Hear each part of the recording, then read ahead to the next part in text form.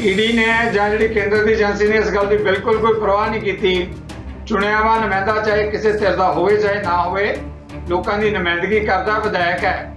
ਪੰਜਾਬ ਵਿਧਾਨ ਸਭਾ ਚੱਲ ਰਹੀ ਹੈ ਤੇ ਉਧਰੋਂ ਇੱਕ ਵਿਧਾਇਕ ਦੇ ਘਰ ਛਾਪਾ, ਜਾਣੀ ਕੋਈ ਲੈਣਾ ਦੇਣਾ ਹੀ ਨਹੀਂ ਡੈਮੋਕ੍ਰੈਟਿਕ ਸਿਸਟਮ ਦੇ ਨਾਲ ਇਹਨਾਂ ਕੇਂਦਰੀ ਏਜੰਸੀਆਂ ਦਾ। ਕੇਂਦਰ ਸਰਕਾਰ ਕਿਸੇ ਨਾ ਕਿਸੇ ਤਰ੍ਹਾਂ ਅਲੱਗ-ਅਲੱਗ ਤਰ੍ਹਾਂ ਦੇ ਹੱਥਕੰਡੇ ਵਰਤ ਕੇ ਕੋਝੀਆਂ ਚਾਲਾਂ ਚੱਲ ਕੇ ਉਹ ਸੰਘਰਸ਼ ਨੂੰ ਖਤਮ ਕਰਨਾ ਚਾਹੁੰਦੀ ਹੈ ਤੇ ਉਹਨਾਂ ਚਾਲਾਂ ਦਾ ਹੀ ਇੱਕ ਅੱਗੇ ਹਿੱਸਾ ਹੈ, ਕੜੀ ਅੱਗੇ ਚੱਲ ਰਹੀ ਹੈ ਇਹ ਕਿ ਜਿਨ੍ਹਾਂ ਨੇ ਹੁਣ ਇੰਨਾ ਜਿਹੜਾ ਇਹ ਮੈਂ ਤਾਂ ਇਹਨੂੰ ਕਹੂੰਗਾ ਕਿ ਘਿਨਾਉਣਾ ਕੰਮ ਕੀਤਾ ਹੈ ਬਹੁਤ ਜ਼ਿਆਦਾ। ਜੇਕਰ ਇਹਦੇ ਪਿੱਛੇ ਕੋਈ ਰਾਜਨੀਤਿਕ ਵੈਂਡੇਟਾ ਹੈਗਾ ਉਹ ਨਹੀਂ ਹੋਣਾ ਚਾਹੀਦਾ, ਉਹ ਗਲਤ ਹੈਗਾ। ਪਰ ਜੇਕਰ ਕੋਈ ਮਨੀ ਲਾਂਡਰਿੰਗ ਦਾ ਜਾਂ ਹੋਰ ਕਿਸੇ ਤਰ੍ਹਾਂ ਦਾ ਕੇਸ ਹੈਗਾ ਤਾਂ ਦੁੱਧ ਦਾ ਦੁੱਧ ਪਾਣੀ ਦਾ ਪਾਣੀ ਹੋਣਾ ਚਾਹੀਦਾ। ਜਿਸ ਢੰਗ ਨਾਲ ਕੇਂਦਰ ਦੀ ਸਰਕਾਰ ਨੇ ਆਪਣੇ ਏਜੰਸੀਆਂ ਦੇ ਜ਼ਰੀਏ ਉਹਨਾਂ ਦੇ ਖਿਲਾਫ ਐਕਸ਼ਨ ਲੈ ਕੇ ਜਿਹੜਾ ਕੀਤਾ, ਮੈਂ ਸਮਝਦਾ ਬਿਲਕੁਲ ਹੀ ਗੈਰ ਕਾਨੂੰਨੀ ਔਰ ਬਿਲਕੁਲ ਹੀ ਕਨਸਟੀਟਿਊਸ਼ਨ ਦੇ ਖਿਲਾਫ ਜਾਂਦਾ ਹੈ। ਜਿਹੜਾ ਵੀ ਬੰਦਾ ਕਿਸਾਨ ਅੰਦੋਲਨ ਦੇ ਹੱਕ ਦੇ ਵਿੱਚ ਬੋਲਦਾ ਹੈ ਜਾਂ ਉਹਦੇ ਵਾਸਤੇ ਕੋਈ ਕਾਰਵਾਈ ਕਰ ਰਿਹਾ ਹੈ, ਉਹਦੇ ਤੇ ਕਾਰਵਾਈ ਜਿਹੜੀ ਹੈਗੀ ਹੈ ਇਹ ਡਰਾਉਣ ਵਾਸਤੇ ਸਰਕਾਰ ਆਪਦੀਆਂ ਏਜੰਸੀਆਂ ਨੂੰ ਵਰਤ ਰਹੀ ਹੈਗੀ ਹੈ। ਚੁਣੇ ਹੋਏ ਨੁਮਾਇੰਦੇ ਹੋਣ ਜਾਂ ਆਮ ਇਨਸਾਨ ਹੋਵੇ ਹਿੰਦੁਸਤਾਨ ਦਾ, ਵੈਂਡੇਟਾ ਕਿਸੇ ਨਾਲ ਵੀ ਗਲਤ ਹੈ। ਪਰ ਜੇਕਰ ਕੋਈ ਕਿਸੇ ਤਰ੍ਹਾਂ ਦੀ ਇਨਪੁਟ ਹੈਗੀ ਹੈ ਜੋ ਕਿ ਕਸੂਰਵਾਰ ਹੈਗਾ ਤਾਂ ਉਹਦੀ ਕਾਨੂੰਨ ਦੇ ਮੁਤਾਬਕ ਜਾਂਚ ਹੋਣੀ ਚਾਹੀਦੀ ਹੈ, ਪਰ ਵੈਂਡੇਟਾ ਨਹੀਂ ਹੋਣਾ ਚਾਹੀਦਾ। ਸੁਖਪਾਲ ਸਿੰਘ ਖਹਿਰਾ ਨੂੰ ਤੁਸੀਂ ਵੀ ਜਾਣਦੇ ਹੋ, ਅਸੀਂ ਵੀ ਜਾਣਦੇ ਹਾਂ। ਉਹਨਾਂ ਦੀ ਭੂਮਿਕਾ ਪੰਜਾਬ ਦੀ ਸਿਆਸਤ ਦੇ ਵਿੱਚ ਬਹੁਤ ਹੀ ਵਿਵਾਦਗ੍ਰਸਤ ਰਹੀ ਹੈ, ਬੜੀ ਕੰਟਰੋਵਰਸ਼ੀਅਲ ਫਿਗਰ ਹੈ।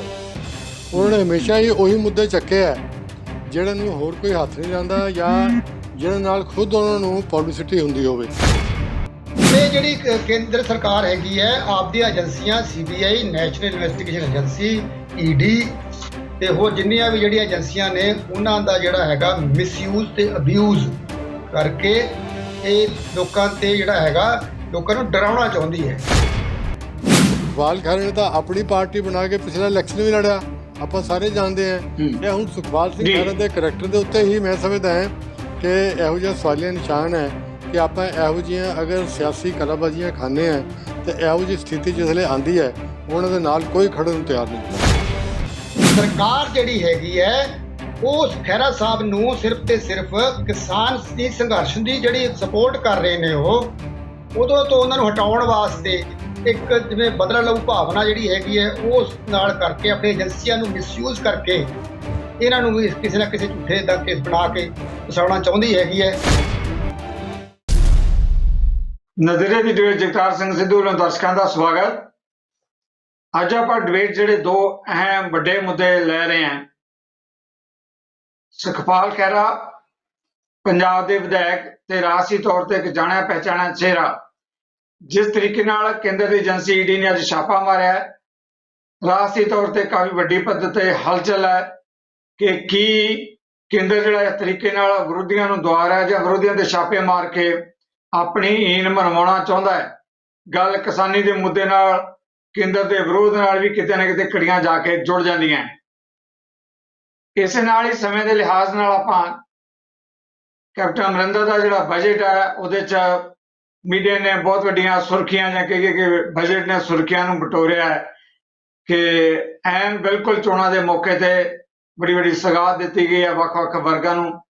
ਕਿੰਨੀ ਕੁ ਸਗਾਤ ਹੈ, ਕਿੰਨੀ ਕੁ ਸਹਿਮਤੀ ਹੈ ਤੇ ਕਿੰਨੀ ਕੁ ਅਸਹਿਮਤੀ ਹੈ, ਇਹਨਾਂ ਮੁੱਦਿਆਂ ਤੇ ਆਪਾਂ ਕਰਾਂਗੇ ਚਰਚਾ। ਮੇਰੇ ਨਾਲ ਪੈਨਲ ਤੇ ਸਾਡੇ ਜਿਹੜੇ ਕਦਾਵਾਰ ਮਹਿਮਾਨ ਜੁੜ ਚੁੱਕੇ ਆ। ਸਰਜੀਤ ਸਿੰਘ ਸਵੈਜ ਜੀ ਨੇ, ਕਾਂਗਰਸ ਪਾਰਟੀ ਦੇ ਬੁਲਾਰੇ ਨੇ, ਸਦਨ 'ਚ ਮੁੱਖ ਵਿਰੋਧੀ ਤੇ ਆਮ ਆਦਮੀ ਪਾਰਟੀ ਉਹਦੇ ਬੁਲਾਰੇ ਨੀਲ ਗਰਗ ਜੀ, ਸਾਡੇ ਇਸ ਖਿੱਤੇ ਦੇ ਕਦਾਵਾਰ ਜਰਨਲਿਸਟ AS ਪ੍ਰਾਸ਼ਰ। ਤਿੰਨੇ ਮਹਿਮਾਨਾਂ ਨੂੰ ਪੈਨਲ ਤੇ ਆਉਣ ਲਈ ਤੁਹਾਡੇ ਸਾਰਿਆਂ ਵੱਲੋਂ ਜੀ ਆਖਦੇ ਹਾਂ, ਵੈਲਕਮ ਕਰਦੇ ਹਾਂ। ਸਰ ਜੀ, ਪਹਿਲਾ ਮੁੱਦਾ ਮੈਂ ਸੁਖਪਾਲ ਖਹਿਰਾ ਦੇ ਜਿਹੜਾ ਅੱਜ ਛਾਪਾ ਪਿਆ ਹੈ, ਜਿਸ ਤਰੀਕੇ ਨਾਲ ਸੁਖਪਾਲ ਖਹਿਰਾ ਨੇ ਬਾਅਦ ਵਿੱਚ ਕਿਹਾ ਕਿ ਜੀ ਮੈਨੂੰ ਕੇਂਦਰ ਦੀ ਸਰਕਾਰ ਨੇ ਨਿਸ਼ਾਨਾ ਬਣਾਇਆ ਕਿਉਂਕਿ ਮੈਂ ਕਿਸਾਨੀ ਦੇ ਮੁੱਦੇ ਤੇ ਗੱਲ ਕਰਦਾ ਸੀ, ਮੈਂ ਕੇਂਦਰ ਦੇ ਵਿਰੋਧ 'ਚ ਬੋਲਦਾ ਸੀ। ਕਿਧਰੇ ਸਦਨ ਦੇ ਅੰਦਰ ਵੀ ਅੱਜ ਪੰਜਾਬ ਵਿਧਾਨ ਸਭਾ ਤੁਸੀਂ ਕਮਾਲ ਦੇਖੋ, ED ਨੇ ਜਾਂ ਜਿਹੜੀ ਕੇਂਦਰ ਦੀ ਏਜੰਸੀ ਨੇ ਇਸ ਗੱਲ ਦੀ ਬਿਲਕੁਲ ਕੋਈ ਪਰਵਾਹ ਨਹੀਂ ਕੀਤੀ। ਚੁਣਿਆ ਵਾ ਨੁਮਾਇੰਦਾ ਚਾਹੇ ਕਿਸੇ ਧਿਰ ਦਾ ਹੋਵੇ ਚਾਹੇ ਨਾ ਹੋਵੇ, ਲੋਕਾਂ ਦੀ ਨੁਮਾਇੰਦਗੀ ਕਰਦਾ ਵਿਧਾਇਕ ਹੈ। ਪੰਜਾਬ ਵਿਧਾਨ ਸਭਾ ਚੱਲ ਰਹੀ ਹੈ ਤੇ ਉਧਰੋਂ ਇੱਕ ਵਿਧਾਇਕ ਦੇ ਘਰ ਛਾਪਾ, ਜਾਣੀ ਕੋਈ ਲੈਣਾ ਦੇਣਾ ਹੀ ਨਹੀਂ ਡੈਮੋਕ੍ਰੈਟਿਕ ਸਿਸਟਮ ਦੇ ਨਾਲ ਇਹਨਾਂ ਕੇਂਦਰੀ ਏਜੰਸੀਆਂ ਦਾ ਜੋ ਕੁਝ ਇਹ ਵਰਤਾਰਾ ਹੈ, ਇਸ ਨੂੰ ਕਿਵੇਂ ਦੇਖਦੇ ਹੋ ਸੋਹਿਲ ਜੀ ਤੁਸੀਂ? ਸਿੱਧੂ ਸਾਹਿਬ, ਇਹ ਕੋਈ ਨਵੀਂ ਗੱਲ ਨਹੀਂ ਹੋਈ। ਜੇ ਤੁਸੀਂ ਦੇਖੋ ਕਿ ਜਦੋਂ ਦਾ ਜਿਹੜਾ ਕਿਸਾਨ ਅੰਦੋਲਨ ਸ਼ੁਰੂ ਹੋਇਆ ਹੈ, ਕੇਂਦਰ ਸਰਕਾਰ ਕਿਸੇ ਨਾ ਕਿਸੇ ਤਰ੍ਹਾਂ ਅਲੱਗ-ਅਲੱਗ ਤਰ੍ਹਾਂ ਦੇ ਹੱਥਕੰਡੇ ਵਰਤ ਕੇ, ਕੋਝੀਆਂ ਚਾਲਾਂ ਚੱਲ ਕੇ ਉਸ ਸੰਘਰਸ਼ ਨੂੰ ਖਤਮ ਕਰਨਾ ਚਾਹੁੰਦੀ ਹੈ। ਤੇ ਉਹਨਾਂ ਚਾਲਾਂ ਦਾ ਹੀ ਇੱਕ ਅੱਗੇ ਹਿੱਸਾ ਹੈ, ਕੜੀ ਅੱਗੇ ਚੱਲ ਰਹੀ ਹੈ ਇਹ, ਕਿ ਜਿਨ੍ਹਾਂ ਨੇ ਹੁਣ ਇੰਨਾ ਜਿਹੜਾ ਇਹ ਮੈਂ ਤਾਂ ਇਹਨੂੰ ਕਹੂੰਗਾ ਕਿ ਘਿਨਾਉਣਾ ਕੰਮ ਕੀਤਾ ਹੈ ਬਹੁਤ ਜ਼ਿਆਦਾ। ਕਿਉਂਕਿ ਖਹਿਰਾ ਸਾਹਿਬ ਬੜੇ ਅਗਾਂਹ ਵੱਧ ਕੇ ਉਸ ਕਿਸਾਨ ਐਜੀਟੇਸ਼ਨ ਦੇ ਵਿੱਚ ਹਿੱਸਾ ਲੈ ਰਹੇ ਸੀ, ਤੇ ਖਾਸ ਕਰ ਜਿਹੜਾ ਆਪਣਾ ਬੱਚਾ ਨਵਰੀਤ ਸਿੰਘ ਜਿਹਦੀ ਡੈਥ ਹੋਈ ਹੈ, ਗੋਲੀ ਲੱਗ ਕੇ ਕਹਿੰਦੇ ਨੇ ਉੱਥੇ ਹੋਈ ਹੈ ਦਿੱਲੀ ਦੇ ਵਿੱਚ 26 ਜਨਵਰੀ ਨੂੰ, ਉਹਨਾਂ ਦੇ ਜਿਹੜਾ ਹੈਗਾ ਉਹਨੂੰ ਮਸਲੇ ਨੂੰ ਉਠਾ ਰਹੇ ਸੀਗੇ ਕਿ ਸਰਕਾਰ ਨੇ ਉਹਦੇ ਵਾਸਤੇ, ਕਿਉਂਕਿ ਪਹਿਲਾਂ ਤਾਂ ਮੰਨ ਨਹੀਂ ਰਹੀ ਸਰਕਾਰ ਕਿ ਸਰਕਾਰ ਦੀ ਗੋਲੀਆਂ ਲੱਗਿਆ, ਪੋਸਟਮਾਰਟਮ ਵਿੱਚ ਜੋ ਵੀ ਹੈਗਾ ਉਸ ਮਸਲੇ ਨੂੰ ਚੁੱਕਿਆ ਖਹਿਰਾ ਸਾਹਿਬ ਨੇ, ਤੇ ਅੱਗੇ ਪ੍ਰੋਮੀਨੈਂਟਲੀ ਫਿਰ ਅੰਦੋਲਨ ਦੇ ਵਿੱਚ ਜਿਹੜਾ ਹੈਗਾ ਉਹ ਹਿੱਸੇ ਦੇ ਤੌਰ ਤੇ ਵੱਡੇ ਪਲੇਟਫਾਰਮ ਤੇ ਲੈ ਕੇ ਆਏ, ਤੇ ਸਾਰਾ ਜਿਹੜਾ ਹੈਗਾ ਉਹਨਾਂ ਨੂੰ ਇਨਸਾਫ ਦਿਵਾਉਣ ਲਈ, ਉਸ ਪਰਿਵਾਰ ਨੂੰ ਇਨਸਾਫ ਦਿਵਾਉਣ ਲਈ ਉਹ ਕਾਫੀ ਕਾਰਵਾਈ ਕਰ ਰਹੇ ਸਨ। ਤੇ ਜਿਹੜਾ ਵੀ ਬੰਦਾ ਕਿਸਾਨ ਅੰਦੋਲਨ ਦੇ ਹੱਕ ਦੇ ਵਿੱਚ ਬੋਲਦਾ ਹੈ ਜਾਂ ਉਹਦੇ ਵਾਸਤੇ ਕੋਈ ਕਾਰਵਾਈ ਕਰ ਰਿਹਾ ਹੈ, ਉਹਦੇ ਤੇ ਕਾਰਵਾਈ ਜਿਹੜੀ ਹੈਗੀ ਹੈ ਇਹ ਡਰਾਉਣ ਵਾਸਤੇ ਸਰਕਾਰ ਆਪਦੀਆਂ ਏਜੰਸੀਆਂ ਨੂੰ ਵਰਤ ਰਹੀ ਹੈਗੀ ਹੈ। ਤੁਸੀਂ ਦੇਖਿਆ ਹੋਣਾ ਪੰਜਾਬ ਦੇ ਆੜ੍ਹਤੀਆਂ ਦੇ ਖਿਲਾਫ ਵੀ ਛਾਪੇ ਪਏ ਨੇ। ਸੋ ਕੇਂਦਰ ਸਰਕਾਰ ਨੇ ਹੋਰ ਜਿਹੜੇ ਵਿਅਕਤੀ ਜਿਵੇਂ ਨਵਦੀਪ ਕੌਰ ਹੋ ਗਈ ਜਾਂ ਇੱਕ ਜਰਨਲਿਸਟ, ਹੋਰ ਕਈ ਜਰਨਲਿਸਟ ਨੇ ਜਿਹਨਾਂ ਦੇ ਨਾਂ ਤੁਹਾਨੂੰ ਸਾਰਿਆਂ ਨੂੰ ਪਤਾ ਹੈ, ਕਿ ਜਿਹੜੇ ਪਾਸਿਓਂ ਜਿਹੜਾ ਵੀ ਕੋਈ ਪ੍ਰੋਮੀਨੈਂਟ ਬੰਦਾ ਜਿਹੜਾ ਹੈਗਾ, ਈਵਨ ਕਿ ਦੇਖੋ ਤੁਸੀਂ ਜਿਹੜੇ ਫੋਰਨਰਸ, ਇੰਟਰਨੈਸ਼ਨਲ ਸੈਲੈਬ੍ਰਿਟੀਜ਼ ਜਿਹੜੇ ਸੀਗੀਆਂ, ਉਹਨਾਂ ਨੇ ਜਦੋਂ ਇੱਥੇ ਹੈਲਪ ਕਰਨ ਦੀ ਕੋਸ਼ਿਸ਼ ਕੀਤੀ ਜਾਂ ਆਪਣੇ ਵੇ ਨਾਲ ਜਿਹੜਾ ਆਪਣੇ ਤਰੀਕੇ ਨਾਲ ਉਹਨਾਂ ਨੇ ਟਵੀਟਸ ਕੀਤੇ, ਹੋਰ ਕੀਤੇ, ਮਤਲਬ ਉਸ ਸੰਬੰਧ ਦੇ ਵਿੱਚ ਵੀ ਪਰਚੇ ਹੋਏ। ਸੋ ਇਹ ਜਿਹੜੀ ਕੇਂਦਰ ਸਰਕਾਰ ਹੈਗੀ ਹੈ, ਆਪਦੀਆਂ ਏਜੰਸੀਆਂ CBI, national investigation agency, ED ਤੇ ਹੋਰ ਜਿੰਨੀਆਂ ਵੀ ਜਿਹੜੀਆਂ ਏਜੰਸੀਆਂ ਨੇ, ਉਹਨਾਂ ਦਾ ਜਿਹੜਾ ਹੈਗਾ ਮਿਸਯੂਜ਼ ਤੇ ਅਬਿਊਜ਼ ਕਰਕੇ ਇਹ ਲੋਕਾਂ ਤੇ ਜਿਹੜਾ ਹੈਗਾ ਲੋਕਾਂ ਨੂੰ ਡਰਾਉਣਾ ਚਾਹੁੰਦੀ ਹੈ। ਇਹ ਦੇਖ ਲਓ, ਜਿਹੜਾ ਕਿਸਾਨ ਅੰਦੋਲਨ ਦੇ ਵਿੱਚ ਜੋ ਵੀ ਮਦਦ ਕਰੇਗਾ ਉਹਦੇ ਖਿਲਾਫ ਅਸੀਂ ਕਾਰਵਾਈ ਕਰਾਂਗੇ, ਪਰਚੇ ਕਰਾਂਗੇ, ਸੈਡੀਸ਼ਨ ਤੱਕ ਦੇ ਪਰਚੇ ਵੀ ਕਰਾਂਗੇ ਤੇ ਅੰਦਰ ਠੋਕਾਂਗੇ। ਸੋ ਉਸੇ ਕੜੀ ਦੇ ਵਿੱਚ ਇੱਕ ਅਗਲਾ ਸਟੈਪ ਹੈਗਾ। ਤੇ ਮਾੜੀ ਗੱਲ ਉਦੋਂ ਜ਼ਿਆਦਾ ਸਭ ਤੋਂ ਵੱਡੀ ਇੱਦਾਂ ਹੋ ਜਾਂਦੀ ਹੈ ਕਿ ਉਧਰ ਸੈਸ਼ਨ ਚੱਲ ਰਿਹਾ ਹੈਗਾ, ਇਲੈਕਟਡ ਰਿਪਰੈਜ਼ੈਂਟੇਟਿਵ ਨੇ, ਨੁਮਾਇੰਦੇ ਨੇ ਲੋਕਾਂ ਦੇ, ਉਹਨਾਂ ਦੇ ਘਰੇ ਛਾਪੇ ਮਾਰ ਕੇ ਇੱਦਾਂ ਦੇ, ਮਤਲਬ ਉਹ ਆਪਦੀ ਜਿਹੜੀ ਹੈਗੀ ਹੈ ਦਹਿਸ਼ਤ ਫੈਲਾਉਣ ਦੀ ਜਿਹੜੀ ਹੈਗੀ ਹੈ ਪੂਰੀ ਕੋਸ਼ਿਸ਼ ਕਰ ਰਹੇ ਨੇ। ਸੋ ਜਿੰਨੇ ਵੀ ਕੜੇ ਤੇ ਸਖਤ ਜਿਹੜੇ ਸ਼ਬਦਾਂ ਦੇ ਵਿੱਚ ਇਹਨਾਂ ਨੂੰ ਜਿਹੜਾ ਹੈਗਾ ਇਸ ਘਿਨਾਉਣੀ ਹਰਕਤ ਨੂੰ ਕੇਂਦਰ ਸਰਕਾਰ ਦੀ ਨੂੰ ਜਿਹੜਾ ਹੈਗਾ ਨਿੰਦਿਆ ਜਾਵੇ। ਸੋਹਿਲ ਜੀ, ਮੈਂ ਤਾਂ ਕਹਿੰਦਾ ਉਹਨਾਂ ਥੋੜੀ ਹੈ, ਉਨੀ ਥੋੜੀ ਹੈ ਜੀ। ਸੋਹਿਲ ਜੀ, ਇੱਕ ਸਵਾਲ ਮੈਂ ਜ਼ਰੂਰ ਤੁਹਾਡੇ ਤੋਂ ਲੈਣਾ ਚਾਹਾਂਗਾ ਅੱਗੇ ਜਾਣ ਤੋਂ ਪਹਿਲਾਂ। ਇਹ ਦੇਖੋ, ਇੱਕ ਜਮਹੂਰੀਅਤ ਦਾ, ਇੱਕ ਕਦਰਾਂ ਕੀਮਤਾਂ ਦੀ ਗੱਲ ਤੁਸੀਂ ਦਾ ਜ਼ਿਕਰ ਕਰ ਰਹੇ ਹੋ। ਪੰਜਾਬ ਵਿਧਾਨ ਸਭਾ ਦਾ ਸੈਸ਼ਨ ਚੱਲ ਰਿਹਾ ਹੈ, ਇੱਕ MLA ਉਹਨੂੰ ਪੁਲਿਸ ਨੇ ਘੇਰ ਕੇ ਘਰੇ ਬਿਠਾ ਲਿਆ। ਘੱਟੋ ਘੱਟ ਜਿਹੜਾ ਸਪੀਕਰ ਹੈ ਇਸ ਗੱਲ ਦੀ ਡਿਮਾਂਡ ਨਹੀਂ ਸੀ ਕਰਦੀ ਕਿ ਵੀ ਸਪੀਕਰ ਕੋਲੇ ਤਾਂ ਉਹਦੀ ਕੋਈ ਇਨਫੋਰਮੇਸ਼ਨ ਪੁਲਿਸ ਵੱਲੋਂ ਪਹਿਲਾਂ ਜਾਣੀ ਚਾਹੀਦੀ ਸੀ ਕਿ ਤੁਹਾਡੇ MLA ਨੂੰ ਅਸੀਂ ਘੇਰ ਰਹੇ ਹਾਂ, ਉਹ ਸਦਨ 'ਚ ਨਹੀਂ ਆਏਗਾ ਜਾਂ ਉਸਦੇ ਖਿਲਾਫ ਆ ਪਰਚਾ ਹੈਗਾ। ਮਤਲਬ ਸਪੀਕਰ ਨਾਲ ਜਾਂ ਵਿਧਾਨ ਸਭਾ ਨਾਲ ਕੋਈ ਲੈਣਾ ਦੇਣਾ ਨਹੀਂ, ਸਿੱਧਾ ਹੀ ਆ ਕੇ ਜਿਹੜਾ ਹੈਗਾ ਘਰੇ ਛਾਪਾਮਾਰੀ ਸ਼ੁਰੂ ਹੋ ਗਈ ਹੈ। ਦੇਖੋ, ਇਸੇ ਕਰਕੇ ਮੈਂ ਕਹਿ ਰਿਹਾ ਕਿ ਸੰਵਿਧਾਨ ਦੀਆਂ, ਪ੍ਰੋਟੋਕਾਲ ਦੀਆਂ ਸਾਰੀਆਂ ਦੇ ਸਾਰੀਆਂ ਜਿਹੜੀਆਂ ਇੱਕ ਹੈ ਨੇ, ਉਹਨਾਂ ਦੀਆਂ ਧੱਜੀਆਂ ਜਿਹੜੀਆਂ ਹੈਗੀਆਂ ਉਹ ਉਡਾਈਆਂ ਜਾ ਰਹੀਆਂ ਨੇ। ਤੇ ਇਹ ਕੇਂਦਰ ਸਰਕਾਰ ਦੀ ਬਹੁਤ ਵੱਡੀ ਇੱਕ ਜਿਹੜੀ ਅਹੰਕਾਰ ਹੈਗਾ ਜੀ, ਐਰੋਗੈਂਸ ਹੈਗੀ ਹੈ, ਤੇ ਜਿਹੜਾ ਪਾਵਰ ਦਾ ਮਿਸਯੂਜ਼ ਹੈਗਾ, ਇਹ ਉਹਦਾ ਜਿਹੜਾ ਜਿਉਂਦਾ ਜਾਗਦਾ ਨਮੂਨਾ ਸਾਡੇ ਸਾਹਮਣੇ ਹੈਗਾ। ਤੁਸੀਂ ਦੇਖੋ ਉੱਥੇ ਜਸਟਿਸ ਰਣਜੀਤ ਸਿੰਘ ਵੀ ਆਏ ਸੀਗੇ ਉੱਥੇ, ਜਿਹੜੇ ਉਹਨਾਂ ਦੇ ਚਲੋ ਰਿਲੇਸ਼ਨ ਵੀ ਹੈਗੇ ਨੇ ਖਹਿਰਾ ਸਾਹਿਬ ਦੇ, ਨੇੜੇ ਦੇ ਕਲੋਜ਼ ਰਿਲੇਟਿਵ ਨੇ। ਉਹਨਾਂ ਨੂੰ ਵੀ ਜਿਹੜਾ ਹੈਗਾ ਕੋਈ ਮਤਲਬ ਜੋ ਕਾਰਵਾਈ ਬਣਦੀ ਸੀ ਜਾਂ ਜੋ ਇਨਫੋਰਮੇਸ਼ਨ ਸੀ ਕੋਈ ਇੱਦਾਂ ਦੀ, ਨਾ ਸਪੀਕਰ ਨੂੰ ਨਾ ਕਿਸੇ ਹੋਰ ਨੂੰ, ਮਤਲਬ ਹਰ ਤਰ੍ਹਾਂ ਨਾਲ ਦਹਿਸ਼ਤ ਪਾਉਣ ਦੀ ਜਿਹੜੀ ਕੋਸ਼ਿਸ਼ ਹੈਗੀ ਹੈ ਕੇਂਦਰ ਸਰਕਾਰ ਦੀ, ਇਹਦਾ ਮੰਤਵ ਇੱਕੋ ਹੀ ਹੈ ਜੀ ਕਿ ਲੋਕੀ ਕਿਸਾਨ ਸੰਘਰਸ਼ ਤੋਂ ਪਿੱਛੇ ਹਟ ਜਾਣ ਤੇ ਕਿਸਾਨ ਸੰਘਰਸ਼ ਜਿਹੜਾ ਫੇਲ ਹੋ ਜੇ। ਹੋਰ ਵੀ ਕਰਦੇ ਰਹਿਣਗੇ, ਤੁਸੀਂ ਦੇਖਿਓ ਨਾ, ਇਹ ਤਾਂ ਖਹਿਰਾ ਸਾਹਿਬ ਦੇ ਖਿਲਾਫ ਹੀ, ਹੋਰ ਪਤਾ ਨਹੀਂ ਕੀ ਕਰਦੇ ਆ ਜੇ।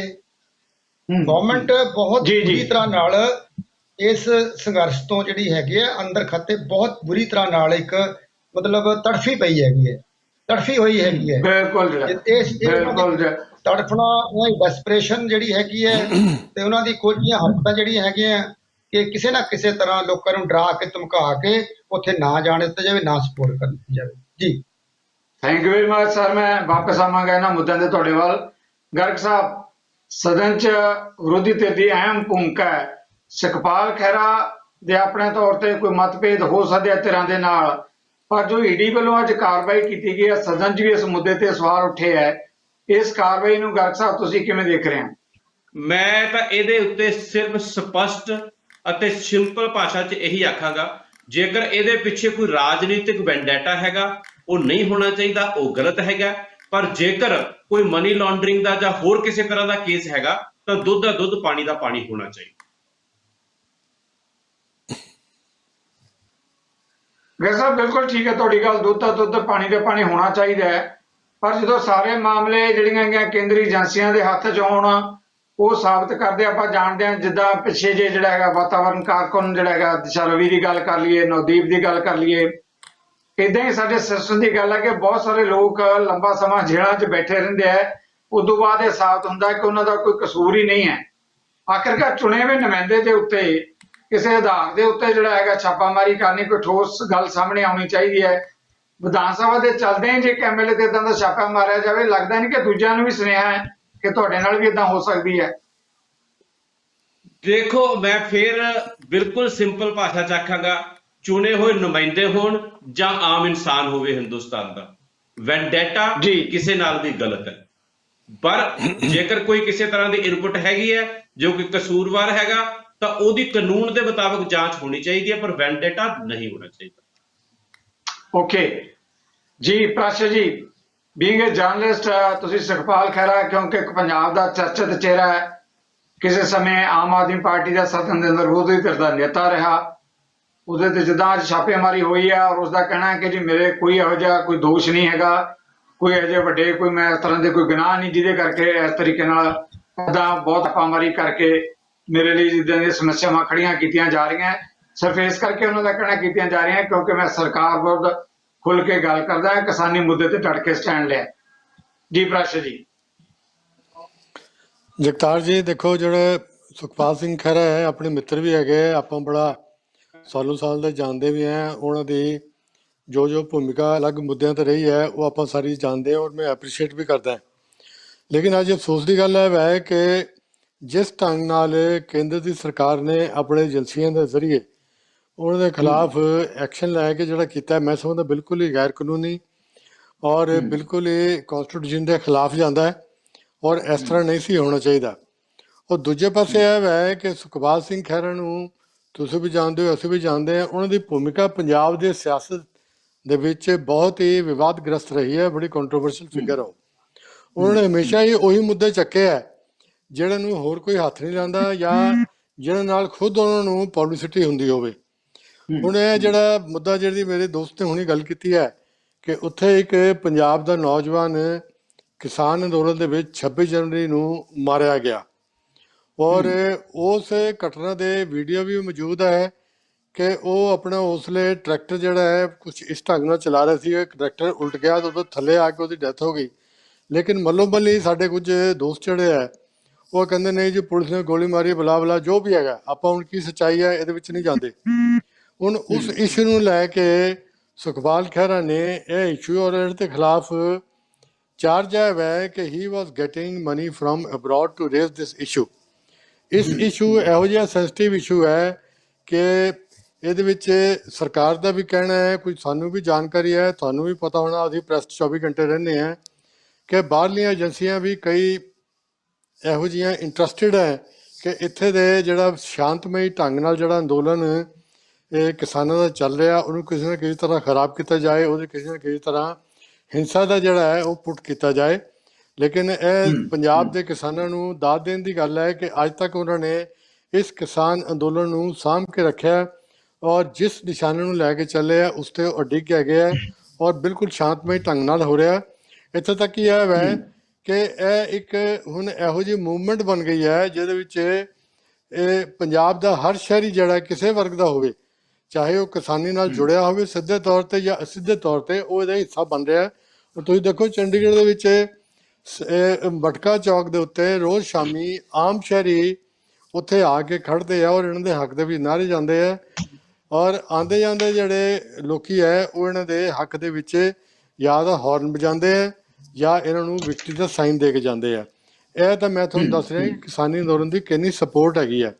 ਦੂਜੇ ਪਾਸੇ ਇਹ ਹੈ ਕਿ ਜਿਹੜੀ ਕੇਂਦਰੀ ਸਰਕਾਰ ਇਹੋ ਜਿਹੇ ਹਥਕੰਡੇ ਇਸਤੇਮਾਲ ਕਰਕੇ ਜਿਹੜੇ ਬੰਦੇ ਇਹਨਾਂ ਨੂੰ ਸਪੋਰਟ ਕਰ ਰਹੇ ਆ ਉਹਨਾਂ ਨੂੰ ਇਸ ਤਰ੍ਹਾਂ ਡਰਾ ਧਮਕਾਉਣਾ ਵੀ ਤੁਸੀਂ ਉਹਨਾਂ ਨੂੰ ਸਪੋਰਟ ਅਗਰ ਉਹ ਕਰ ਰਹੇ ਹੈ ਤਾਂ ਤੁਸੀਂ ਉਹਨਾਂ ਨੂੰ ਆਰਗੂਮੈਂਟ ਦੇ ਜ਼ਰੀਏ ਕਨਵਿੰਸ ਕਰਾਓ, ਜਿੱਦਾਂ ਤੁਸੀਂ ਕਿਸਾਨਾਂ ਨੇ ਕਹਿ ਰਹੇ ਹੋ ਡਾਇਲਾਗ ਕਰੋ। ਜੀ ਪ੍ਰਾਸ਼ੀ ਜੀ, ਮੈਂ ਇਸ ਤਰ੍ਹਾਂ ਦੀ ਇੰਟੀਮੀਡੇਟ ਕਰਨਾ, ਮੈਂ ਇੱਕ ਸੈਕਿੰਡ ਲੈਣਾ, ਇਸ ਤਰ੍ਹਾਂ ਦਾ ਇੰਟੀਮੀਡੇਟ ਕਰਨਾ ਕਿਸੇ ਨੂੰ ਵੀ ਬਹੁਤ ਗਲਤ ਹੈ।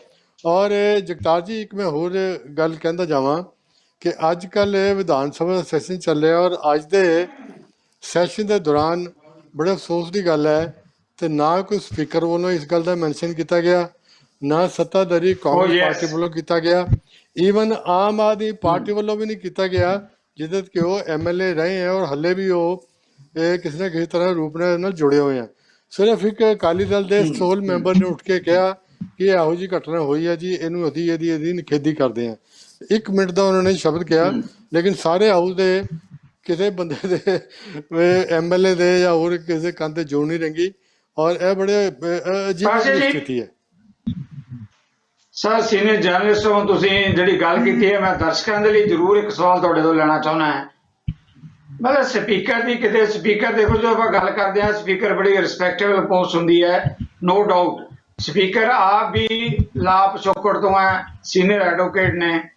ਇਹੋ ਜਿਹੀ ਸਥਿਤੀ 'ਚ ਸਪੀਕਰ ਵੱਲੋਂ ਕੋਈ ਲਫ਼ਜ਼ ਨਾ ਕਹਿਣਾ ਕਿਧਰੇ ਲੱਗਦਾ ਕਿ ਤੁਸੀਂ ਡੈਮੋਕ੍ਰੇਟਿਕ ਜਿਹੜੇ ਰੀਤੀ ਰਿਵਾਜ ਆ, ਜਿਹੜੀਆਂ ਕਦਰਾਂ ਕੀਮਤਾਂ ਹੈ, ਉਹਦੇ ਅੱਗੇ ਅਸੀਂ ਆਪ ਹੀ ਚੁੱਪੀ ਧਾਰ ਲੈਂਦੇ ਹਾਂ ਜਦੋਂ ਉਹਨਾਂ ਤੇ ਹਮਲੇ ਹੁੰਦੇ ਆ। ਹਾਂਜੀ ਗੱਲ ਠੀਕ ਹੈ ਜੀ ਪ੍ਰਾਸ਼ੀ ਜੀ, ਲੇਕਿਨ ਸਪੀਕਰ ਦਾ ਡਿਫੈਂਸ ਹੋ ਸਕਦਾ ਹੈ ਜਦੋਂ ਤੱਕ ਉਹ ਅਸਲ ਤੌਰ ਤੇ ਕਿਸੇ ਨੂੰ ਦੱਸਿਆ ਹੀ ਨਹੀਂ। ਚੰਡੀਗੜ੍ਹ ਦੇ ਵਿੱਚ ਉਹ ਇਨਸੀਡੈਂਟ ਹੋਈ ਹੈ, ED ਆਈ ਹੈ, ਇੱਥੇ ਹੀ ਹੈ, UT ਹੈਗਾ, ਸਾਡਾ ਸਿੱਧਾ ਤਲਕ ਤਾਂ ਸਾਨੂੰ ਜਾਂ ਤਾਂ ਪੁਲਿਸ ਨੂੰ ਇਨਫੋਰਮ ਕਰਦੀ ਤਾਂ ਮੈਂ ਉਹਦੇ ਵਿੱਚ ਮੈਂਸ਼ਨ ਕਰਦਾ, ਜੇ ਅਗਰ ਨਹੀਂ ਤੇ ਅਸੀਂ ਸੂਓ ਮੁੱਠ ਲੈ ਲਈਏ। ਚਲੋ ਇਹ ਤਾਂ ਸਾਰੀਆਂ ਕਹਿ ਦੀਆਂ ਗੱਲਾਂ ਨਾ, ਲੇਕਿਨ ਮੇਰਾ ਕਹਿਣਾ ਹੈ ਕਿ ਨਾ ਸਪੀਕਰ ਨੂੰ ਛੱਡੋ, ਤੁਸੀਂ ਸੱਤਾਧਾਰੀ ਪਾਰਟੀ 'ਚ ਕਿਸੇ ਬੰਦੇ ਨਹੀਂ ਬੋਲਿਆ, ਮੰਤਰੀ ਨੇ MLA ਬੈਠੇ ਆ ਔਰ ਕੱਲ ਪਰਸੋਂ ਦੀ ਗੱਲ ਹੈ ਆਪੋਜੀਸ਼ਨ ਦੇ ਲੀਡਰ ਹਰਪਾਲ ਸਿੰਘ ਚੀਮਾ ਜਿਹੜੇ ਕਿ ਆਮ ਆਦਮੀ ਪਾਰਟੀ ਦੇ ਲੀਡਰ ਹੈਗੇ ਆ, ਉਹਨਾਂ ਨੇ ਸਪੀਕਰ ਨੂੰ ਚਿੱਠੀ ਲਿਖ ਕੇ ਵੀ ਜ਼ੁਬਾਨੀ ਤੌਰ ਤੇ ਵੀ ਕਿਹਾ ਕਿ ਜਿਹੜੇ ਬੰਦੇ ਸਾਡੇ ਪਾਰਟੀ ਛੱਡ ਗਏ ਹੈ ਔਰ ਹੁਣ ਜ਼ਬਰਦਸਤੀ ਵੀ ਹੈ ਉਹਨਾਂ ਦੀ ਸੀਟ ਖਾਲੀ ਡਿਕਲੇਅਰ ਕਰੋ ਔਰ ਇਹਨਾਂ ਨੂੰ ਅਸੈਂਬਲੀ ਚੋਂ ਬਾਹਰ ਕੱਢੋ। ਸੁਖਪਾਲ ਸਿੰਘ ਖਹਿਰਾ ਔਰ ਆਪਾਂ ਜਾਣਦੇ ਕਮਲ ਸੰਧੂ ਤੇ ਇੱਕ ਤੀਜਾ MLA ਹੋਰ ਹੈ, ਉਹ ਤਿੰਨੋਂ ਆਉਂਦੇ ਹੈ ਜਿਨ੍ਹਾਂ ਨੇ ਪਾਰਟੀ ਛੱਡੀ ਸੀ। ਔਰ ਸੁਖਪਾਲ ਖਹਿਰਾ ਨੇ ਤਾਂ ਆਪਣੀ ਪਾਰਟੀ ਬਣਾ ਕੇ ਪਿਛਲਾ ਇਲੈਕਸ਼ਨ ਵੀ ਲੜਿਆ, ਆਪਾਂ ਸਾਰੇ ਜਾਣਦੇ ਹਾਂ। ਇਹ ਹੁਣ ਸੁਖਪਾਲ ਸਿੰਘ ਖਹਿਰਾ ਦੇ ਕਰੈਕਟਰ ਦੇ ਉੱਤੇ ਹੀ ਮੈਂ ਸਮਝਦਾ ਹਾਂ ਕਿ ਇਹੋ ਜਿਹਾ ਸਵਾਲੀਆ ਨਿਸ਼ਾਨ ਹੈ ਕਿ ਆਪਾਂ ਇਹੋ ਜਿਹੀਆਂ ਅਗਰ ਸਿਆਸੀ ਕਲਾਬਾਜ਼ੀਆਂ ਖਾਂਦੇ ਹਾਂ ਤੇ ਇਹੋ ਜਿਹੀ ਸਥਿਤੀ ਜਿਸਲੇ ਆਉਂਦੀ ਹੈ ਉਹਨਾਂ ਦੇ ਨਾਲ ਕੋਈ ਖੜਨ ਨੂੰ ਤਿਆਰ ਨਹੀਂ ਹੁੰਦਾ। ਸਹਿਜ ਜੀ, ਇਸ ਮੁੱਦੇ ਤੇ ਸਵਾਲ ਮੈਂ ਤੁਹਾਡੇ ਤੋਂ ਵੀ ਜ਼ਰੂਰ ਲਵਾਂਗਾ। ਜਿੱਦਾਂ ਪ੍ਰਾਸ਼ੀ ਜੀ ਨੇ ਕਿਹਾ ਕਿ ਸਦਨ ਦੇ ਅੰਦਰ ਅਕਾਲੀ ਦਲ ਦੇ ਜਿਹੜੇ ਪੁਰਾਣੇ ਉਹ ਵੀ ਪਰਮਿੰਦਰ ਢੀਂਡਸਾ, ਜਿਨ੍ਹਾਂ ਦਾ ਅੱਜ ਅਕਾਲੀ ਦਲ ਨਾਲ ਕੋਈ ਲੈਣਾ ਦੇਣਾ ਨਹੀਂ, ਵੱਖਰੇ ਤੌਰ ਤੇ ਉਹਨਾਂ ਨੇ ਇੱਕ ਆਪਣਾ ਅਕਾਲੀ ਦਲ ਬਣਾ ਲਿਆ ਹੈ। ਸਪੀਕਰ ਚੁੱਪ ਰਹੇ, ਇਹਨਾਂ ਦਾ ਕਹਿਣਾ ਹੈ ਕਿ ਆਮ ਆਦਮੀ ਪਾਰਟੀ ਜਿਹੜੀ ਮੁੱਖ ਵਿਰੋਧੀ ਧਿਰ ਹੈ ਉਹ ਚੁੱਪ ਰਹੀ। ਕਿਧਰੇ ਇਹ ਵੀ ਲੱਗਦਾ ਹੈ ਕਿ ਅਸੀਂ ਰਾਜਸੀ ਧਿਰਾਂ 'ਚ ਵੰਡੇ ਜਾਂਦੇ ਹਾਂ। ਜਦੋਂ ਕੇਂਦਰ ਹਮਲਾ ਕਰਦਾ ਹੈ ਤਾਂ ਜ਼ਰੂਰ ਇਹ ਲੱਗਦਾ ਕਿ ਜਿਹੜੀ ਧਿਰ ਤੇ ਹਮਲਾ ਹੋ ਰਿਹਾ ਸੀ ਉਹਦੇ ਨਾਲ ਕੀ ਲੈਣਾ ਦੇਣਾ, ਫਿਰ ਜੋ ਦੂਜੇ ਤੇ ਹਮਲਾ ਹੁੰਦਾ ਹੈ ਤਾਂ ਫਿਰ ਉਸਦਾ ਸੇਕ ਮਹਿਸੂਸ ਜ਼ਰੂਰ ਹੁੰਦਾ ਹੈ। ਜੀ ਸਵੈਜ ਜੀ। ਸਿੱਧੂ ਸਾਹਿਬ ਦੇਖੋ, ਜਿੱਥੋਂ ਤੱਕ ਪੋਲੀਟੀਕਲ ਪਾਰਟੀਆਂ ਜਾਂ ਸਾਡੀ ਜਿਹੜੀ ਰੂਲਿੰਗ ਪਾਰਟੀ ਹੈ ਇਹਦਾ ਜਿਹੜਾ ਰਿਸਪੌਂਸ ਤੁਸੀਂ ਗੱਲ ਕਰ ਰਹੇ ਹੋ, ਦੇਖੋ ਮੈਂ ਆਮ ਆਦਮੀ ਪਾਰਟੀ ਬਾਰੇ ਜਾਂ ਅਕਾਲੀ ਦਲ ਦੀ ਪਾਰਟੀ ਬਾਰੇ ਤਾਂ ਕੁਝ ਨਹੀਂ ਕਹਿ ਸਕਦਾ ਕੀ ਰਿਸਪੌਂਸ ਦੇਣਗੇ, ਲੇਕਿਨ ਸਾਡੀ ਜਿਹੜੀ ਰੂਲਿੰਗ ਪਾਰਟੀ ਹੈਗੀ ਹੈ ਉਹਦਾ ਰਿਸਪੌਂਸ ਜ਼ਰੂਰ ਆਏਗਾ। ਮੇਰੇ ਕੋਲ ਇਸ ਵੇਲੇ ਕੰਕਰੀਟ ਇਨਫੋਰਮੇਸ਼ਨ ਨਹੀਂ ਹੈ ਕਿ ਹੁਣ ਤੱਕ ਕੀ ਰਿਸਪੌਂਸ ਆਇਆ ਨਹੀਂ ਆਇਆ, ਲੇਕਿਨ ਰਿਸਪੌਂਸ ਜ਼ਰੂਰ ਆਏਗਾ ਜੀ। ਇਹ ਵੀ ਸ਼ਾਮ ਤੱਕ ਇਹਦੇ ਤੇ ਜਿਹੜਾ ਹੈਗਾ ਕਿ ਉਹਨਾਂ ਦਾ ਰਿਐਕਸ਼ਨ ਜਿਹੜਾ ਹੈਗਾ ਉਹ ਜ਼ਰੂਰ ਆਏਗਾ, ਬਿਲਕੁਲ ਆਏਗਾ ਜੀ, ਤੇ ਆਉਣਾ ਚਾਹੀਦਾ ਵੀ ਹੈਗਾ ਜੀ। ਸਰ ਜੀ, ਇੱਕ ਜਿਹੜਾ ਗੱਲ ਜਿਹੜੀ ਨੀਲ ਗਰਗ ਉਹਨਾਂ ਨੇ ਵੀ ਕਹੀ ਵੀ ਹੈ ਕਿ ਜੇ ਦੁੱਧ ਦਾ ਪਾਣੀ ਦਾ ਪਾਣੀ ਹੋਣਾ ਚਾਹੀਦਾ ਹੈ, ਇਹ ਦੁੱਧ ਕੀ ਹੈ ਤੇ ਪਾਣੀ ਕੀ ਹੈ, ਇਹ ਸਾਰਾ ਕੁਝ ਕੇਂਦਰ ਦੀਆਂ ਏਜੰਸੀਆਂ ਦੇ ਹੱਥ ਹੁੰਦਾ ਹੈ। ਪਿਛਲੇ ਦਿਨਾਂ 'ਚ ਆਪਾਂ ਦੇਖਿਆ ਜਿਵੇਂ ਦਿਸ਼ਾ ਰਵੀ ਨੇ ਕੀਤਾ ਹੈ, ਨਵਦੀਪ ਕੌਰ ਨਾਲ ਕੀਤਾ ਹੈ, ਇੱਦਾਂ ਸਾਰੇ ਕਿਸਾਨ ਆਗੂਆਂ ਦੇ ਕੇਸ ਬਣਾਏ ਪਏ ਹੈ। ਹੁਣ ਇਹ ਫੈਸਲਾ ਆਪਾਂ ਈਡੀ ਤੇ ਛੱਡਾਂਗੇ ਜਾਂ ਡੈਮੋਕ੍ਰੇਟਿਕ ਨੋਰਮਸ ਜਿਹਨਾਂ ਤੇ ਅਟੈਕ ਹੋ ਰਿਹਾ ਹੈ ਉਹਦਾ ਨੋਟਿਸ ਲੈਣਾ ਬਣਦਾ ਹੈ ਜਮਹੂਰੀ ਧਿਰਾਂ ਨੂੰ? ਇਹ ਤਾਂ ਮੈਨੂੰ ਲੱਗਦਾ ਇਹ ਹੈ ਕਿ ਗਰਗ ਸਾਹਿਬ ਨੇ ਨਾ ਇਹ ਗੱਲ ਕਹਿ ਕੇ ਕਿਤੇ ਨਾ ਕਿਤੇ ਉਹ ਜਿਹੜੀ ਕਿੜਜੀ ਕੱਢਣ ਦੀ ਗੱਲ ਵਾਲੀ ਲੱਗਦੀ ਹੈ ਜੀ।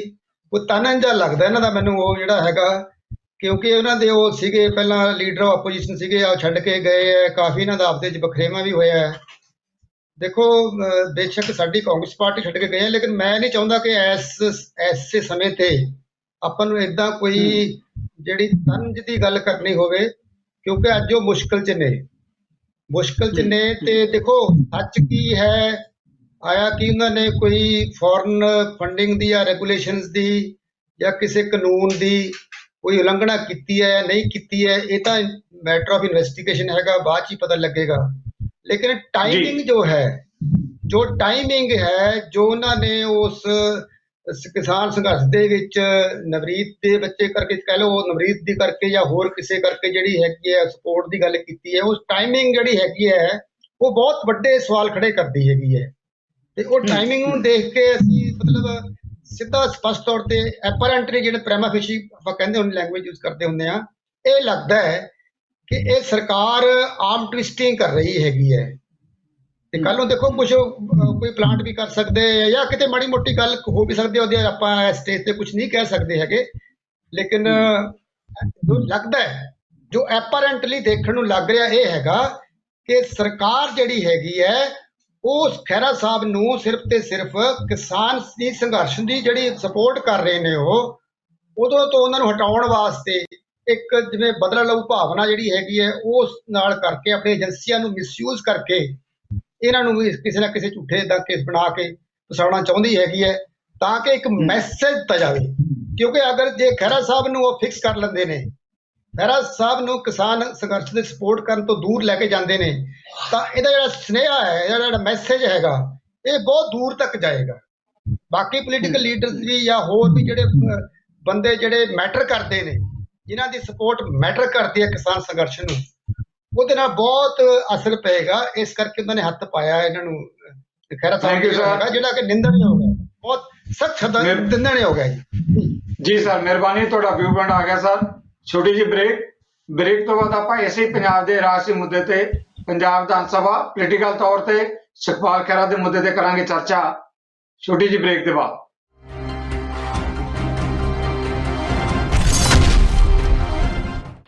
ਨਜ਼ਰੀਆ ਜੀ ਟੀਵੀ ਦਰਸ਼ਕਾਂ ਦਾ ਮੁੜ ਇੱਕ ਵਾਰ ਸਵਾਗਤ। ਸਾਡੇ ਨਾਲ ਸ਼੍ਰੋਮਣੀ ਅਕਾਲੀ ਦਲ ਦੇ ਬੁਲਾਰੇ ਅਮਰਜੀਤ ਸਿੰਘ ਧਾਰਨੀ ਜੀ ਵੀ ਜੁੜ ਚੁੱਕੇ ਆ, ਉਹਨਾਂ ਨੂੰ ਵੀ ਜੀ ਆਖਦੇ ਆ। ਧਾਰਨੀ ਜੀ, ਜਿਸ ਮੁੱਦੇ ਤੇ ਆਪਾਂ ਚਰਚਾ ਕਰ ਰਹੇ ਹਾਂ, ਪੰਜਾਬ ਵਿਧਾਨ ਸਭਾ ਦਾ ਸੈਸ਼ਨ ਚੱਲ ਰਿਹਾ ਹੈ।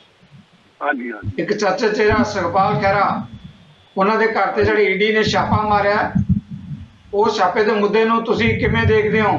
ਕਿਹਾ ਇਹ ਜਾ ਰਿਹਾ ਕਿ ਜਿਹੜੇ ਲੋਕ ਵੀ ਕਿਸਾਨੀ ਦੇ ਮੁੱਦੇ ਤੇ ਗੱਲ ਕਰਦੇ ਆ ਜਾਂ ਕੇਂਦਰ ਦੀ ਸਰਕਾਰ ਦੇ ਖਿਲਾਫ ਬੋਲਦੇ ਆ, ਉਹਨਾਂ ਦੀ ਬਾਂਹ ਮਰੋੜਨ ਲਈ ਇਹੋ ਜਿਹੀਆਂ ਕਾਰਵਾਈਆਂ ਕੀਤੀਆਂ ਜਾਂਦੀਆਂ। ਰਾਜਸੀ ਹਲਕਿਆਂ 'ਚ ਇਸ ਮੁੱਦੇ ਤੇ ਅੱਜ ਪੂਰੀ ਚਰਚਾ ਬਣੀ ਹੋਈ ਹੈ। ਜੀ ਧਾਰਨੀ ਜੀ, ਮੈਂ ਅਗਲੇ ਮੁੱਦੇ ਤੇ ਤੁਹਾਡੇ ਵੱਲ ਆਵਾਂਗਾ, ਇਹਦੇ ਬਾਰੇ ਕੀ ਸੋਚਦੇ ਹੋ ਤੁਸੀਂ? ਦੇਖੋ, ਬਿਲਕੁਲ ਸਿੱਧੂ ਸਾਹਿਬ, ਇਹ ਤਾਂ ਜੱਗ ਜ਼ਾਹਰ ਹੋ ਚੁੱਕੀ ਹੈ। ਅੱਜ ਤੁਸੀਂ ਦੇਖ ਰਹੇ ਹੋ ਕਿ ਅੱਜ ਡਿਕਟੇਟਰਸ਼ਿਪ ਸਟਾਰਟ ਹੋ ਗਈ ਜਿਹੜੀ ਹਿੰਦੁਸਤਾਨ ਦੇ ਵਿੱਚ। ਜਿਹੜਾ ਬੰਦਾ ਜਿਹੜਾ ਹੈਗਾ ਜਿਹੜਾ ਇਨਸਾਨ ਵੀ ਇਹਨਾਂ ਚੀਜ਼ਾਂ ਦੇ ਖਿਲਾਫ ਬੋਲਦਾ, ਨਾਲ ਦੀ ਨਾਲ ਉਹਦੇ ਖਿਲਾਫ ਈਡੀ ਜਾਂ ਇਨਕਮ ਟੈਕਸ ਦੀ ਰੇਡ ਪੈਣੀ ਸ਼ੁਰੂ ਹੋ ਜਾਂਦੀ ਹੈ। ਚਾਹੇ ਤੁਸੀਂ ਤਾਰਸੀ ਪੰਨੂ ਦੀ ਗੱਲ ਕਰ ਲਓ, ਚਾਹੇ ਤੁਸੀਂ ਉਹ ਇੱਕ ਹੋਰ ਫਿਲਮ ਡਾਇਰੈਕਟਰ ਹੈਗੇ ਉਹਨਾਂ ਦੀ ਗੱਲ ਕਰ ਲਓ। ਇਸ ਤੋਂ ਪਹਿਲਾਂ ਕਿੰਨੇ ਹੀ ਇਸ ਤਰ੍ਹਾਂ ਦੇ ਪੋਲੀਟੀਕਲ ਲੀਡਰ ਹੈਗੇ ਆ ਜਿਨ੍ਹਾਂ ਦੇ ਘਰਾਂ ਦੇ ਵਿੱਚ ਐਡੀਆਂ ਵੱਡੀਆਂ ਰੇਡਾਂ ਜਿਹੜੀਆਂ ਹੈਗੀਆਂ ਪਾਈਆਂ ਗਈਆਂ। ਸੋ ਮੈਂ ਇਹ ਸਮਝਦਾ ਹੈਗਾ ਕਿ ਇਹ ਡੈਮੋਕ੍ਰੇਸੀ ਦਾ ਇੱਕ ਮਰਡਰ ਅੱਜ ਹੋ ਚੁੱਕਿਆ ਹੈਗਾ, ਜਿਹਦੇ ਵਿੱਚ ਜਿਹੜਾ ਪੋਲੀਟੀਕਲ ਬੰਦਾ ਬੰਦਾ ਅੱਜ ਕਿਸਾਨ ਅੰਦੋਲਨ ਦੇ ਵਿੱਚ ਬੋਲਦਾ ਹੈਗਾ ਜਾਂ ਬੀਜੇਪੀ ਦੀ ਕਿਸੇ ਵੀ ਲਾਈਨ ਆਫ ਐਕਸ਼ਨ ਦੇ ਖਿਲਾਫ ਬੋਲਦਾ ਹੈਗਾ ਤਾਂ ਮੇਰਾ ਖਿਆਲ ਆ ਵੀ ਉਹਨੂੰ ਜਿਹੜਾ ਹੈਗਾ ਇਹਨਾਂ ਚੀਜ਼ਾਂ ਨੂੰ ਭੁਗਤਣਾ ਹੀ ਪਊਗਾ। ਹੋ ਸਕਦਾ ਸਿੱਧੂ ਸਾਹਿਬ ਅਸੀਂ ਵੀ ਬਹੁਤ ਕੁਝ ਬੋਲਦੇ ਹੈਗੇ ਆ, ਕੱਲ ਨੂੰ ਸਾਡੀ ਵੀ ਵਾਰੀ ਆਉਣੇ ਵਾਲੀ ਹੋਵੇ। ਓਕੇ, ਜਿੱਦਾਂ ਦੀਆਂ ਪ੍ਰਸਥਿਤੀਆਂ ਬਣੀਆਂ ਵੀ ਹੈ ਜੀ। ਗਰਗ ਸਾਹਿਬ, ਮੈਂ ਪੰਜਾਬ ਦਾ ਜਿਹੜਾ ਕੈਪਟਨ ਅਮਰਿੰਦਰ ਦਾ ਬਜਟ ਹੈ ਉਹਦੇ ਤੇ ਵੀ ਆਪਾਂ ਸਮੇਂ ਦੇ ਲਿਹਾਜ਼ ਨਾਲ ਚਰਚਾ ਜ਼ਰੂਰ ਕਰਾਂਗੇ, ਪਰ ਕਿਉਂਕਿ ਆਮ ਆਦਮੀ ਬਾਰੇ ਪਹਿਲਾਂ ਕਮੈਂਟਸ ਕੀਤੇ ਗਏ ਆ ਸੋਸਾਇਟੀ ਵੱਲੋਂ, ਤੁਸੀਂ ਉਸ ਮੁੱਦੇ ਤੇ ਕਹਿਣਾ ਚਾਹੁੰਦੇ ਹੋ ਕਿ ਵੀ ਸੁਖਪਾਲ ਖਹਿਰਾ ਬਾਰੇ ਥੋੜਾ ਇਸ ਗੱਲ ਦਾ ਵੀ ਕਿਤੇ ਲੱਗਦਾ ਹੈ ਰੰਜਿਸ਼ ਹੈ ਆਪਦੇ ਅੰਦਰ, ਕਿਉਂਕਿ ਉਹਨਾਂ ਨੂੰ ਛੱਡ ਕੇ ਗਏ ਹੈ, ਉਹਨਾਂ ਦੇ ਡਿਸਪਲਿਨ 'ਚ ਨਹੀਂ ਰਹੇ, ਇਸ ਕਰਕੇ ਉਹਦੇ ਬਾਰੇ ਕੋਈ ਗੱਲ ਨਹੀਂ ਕੀਤੀ ਜਾ ਰਹੀ। ਜੀ ਗਰਗ ਸਾਹਿਬ, ਸਭ ਦਾ ਇਹ ਕਹਿਣਾ ਬਿਲਕੁਲ ਹੀ ਨਿਰਮੂਲ ਹੈਗਾ। ਇਹਦੇ ਵਿੱਚ ਛੱਡ ਕੇ ਜਾਣਾ ਆਉਣਾ ਜਾਣਾ ਰਾਜਨੀਤਿਕ ਪਾਰਟੀਆਂ ਵਿੱਚ ਲੱਗਿਆ ਰਹਿੰਦਾ ਹੈਗਾ। ਮੈਂ ਤੇ ਬੜੇ ਸਪਸ਼ਟ ਸ਼ਬਦਾਂ 'ਚ ਆਪਣੀ ਗੱਲ ਹੀ ਇੱਥੋਂ ਸ਼ੁਰੂ ਕੀਤੀ ਸੀ, ਜੇਕਰ ਇਹਦੇ ਪਿੱਛੇ ਕੋਈ ਰਾਜਨੀਤਿਕ ਬਦਲਾ ਲਊ ਕਾਰਵਾਈ ਹੈਗੀ ਹੈ ਤਾਂ ਅਸੀਂ ਜ਼ੋਰਦਾਰ ਸ਼ਬਦਾਂ 'ਚ ਇਸਦੀ ਨਿਖੇਧੀ ਕਰਦੇ ਹਾਂ, ਕਿਉਂਕਿ ਪੋਲੀਟੀਕਲ ਵੈਂਡੇਟਾ ਹੋਣਾ ਨਹੀਂ ਚਾਹੀਦਾ।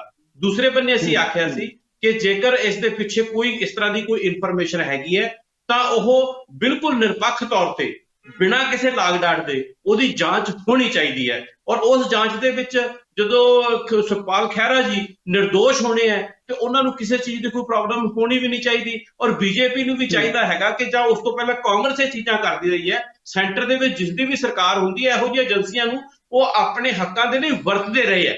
ਪਰ ਆਫਟਰ ਆਲ ਜਦੋਂ ਬਾਅਦ ਦੇ ਵਿੱਚ ਜਦੋਂ ਸਾਰਾ ਕੁਝ ਹੁੰਦਾ, ਦੁੱਧ ਦਾ ਦੁੱਧ ਪਾਣੀ ਦਾ ਪਾਣੀ ਵੀ ਸਾਡੀ ਜਿਹੜੀ ਹੈ ਉਹ ਜੁਡੀਸ਼ਰੀ ਕਰਦੀ ਰਹੀ ਹੈਗੀ ਹੈ। ਸੋ ਮੇਰਾ ਕਹਿਣ ਦਾ ਮਤਲਬ ਹੈਗਾ ਜੇਕਰ ਰਾਜਨੀਤਿਕ ਤੌਰ ਤੇ ਕੋਈ ਬਦਲਾ ਲਊ ਕਾਰਵਾਈ ਦੇ ਤਹਿਤ ਇਹ ਕਾਰਵਾਈ ਹੋਈ ਹੈ, ਅਸੀਂ ਜ਼ੋਰਦਾਰ ਸ਼ਬਦਾਂ 'ਚ ਇਸ ਦੀ ਨਿਖੇਧੀ ਕਰਦੇ ਹਾਂ। ਪਰ ਜੇਕਰ ਇਸ ਦੇ ਪਿੱਛੇ ਕੋਈ ਕਿਸੇ ਤਰ੍ਹਾਂ ਦੀ ਕੋਈ ਇਨਫੋਰਮੇਸ਼ਨ ਹੈ, ਕਿਉਂਕਿ ਅਸੀਂ ਕੋਈ ਇਨਵੈਸਟੀਗੇਸ਼ਨ ਏਜੰਸੀ ਤੇ ਹੈ ਨਹੀਂ, ਇਨਵੈਸਟੀਗੇਸ਼ਨ ਤਾਂ ਇਨਵੈਸਟੀਗੇਸ਼ਨ ਏਜੰਸੀਆਂ ਨੇ ਹੀ ਕਰਨੀ ਹੈਗੀ ਹੈ। ਜੇਕਰ ਇਸ ਤਰ੍ਹਾਂ ਦਾ ਕੋਈ ਇਸ਼ੂ ਹੈਗਾ ਤਾਂ ਲੋਕਾਂ ਦੇ ਸਾਹਮਣੇ ਬਿਲਕੁਲ ਨਿਰਪੱਖ ਰੂਪ ਦੇ ਵਿੱਚ ਸਾਹਮਣੇ ਆਉਣਾ ਚਾਹੀਦਾ। ਜੀ ਥੈਂਕ ਯੂ।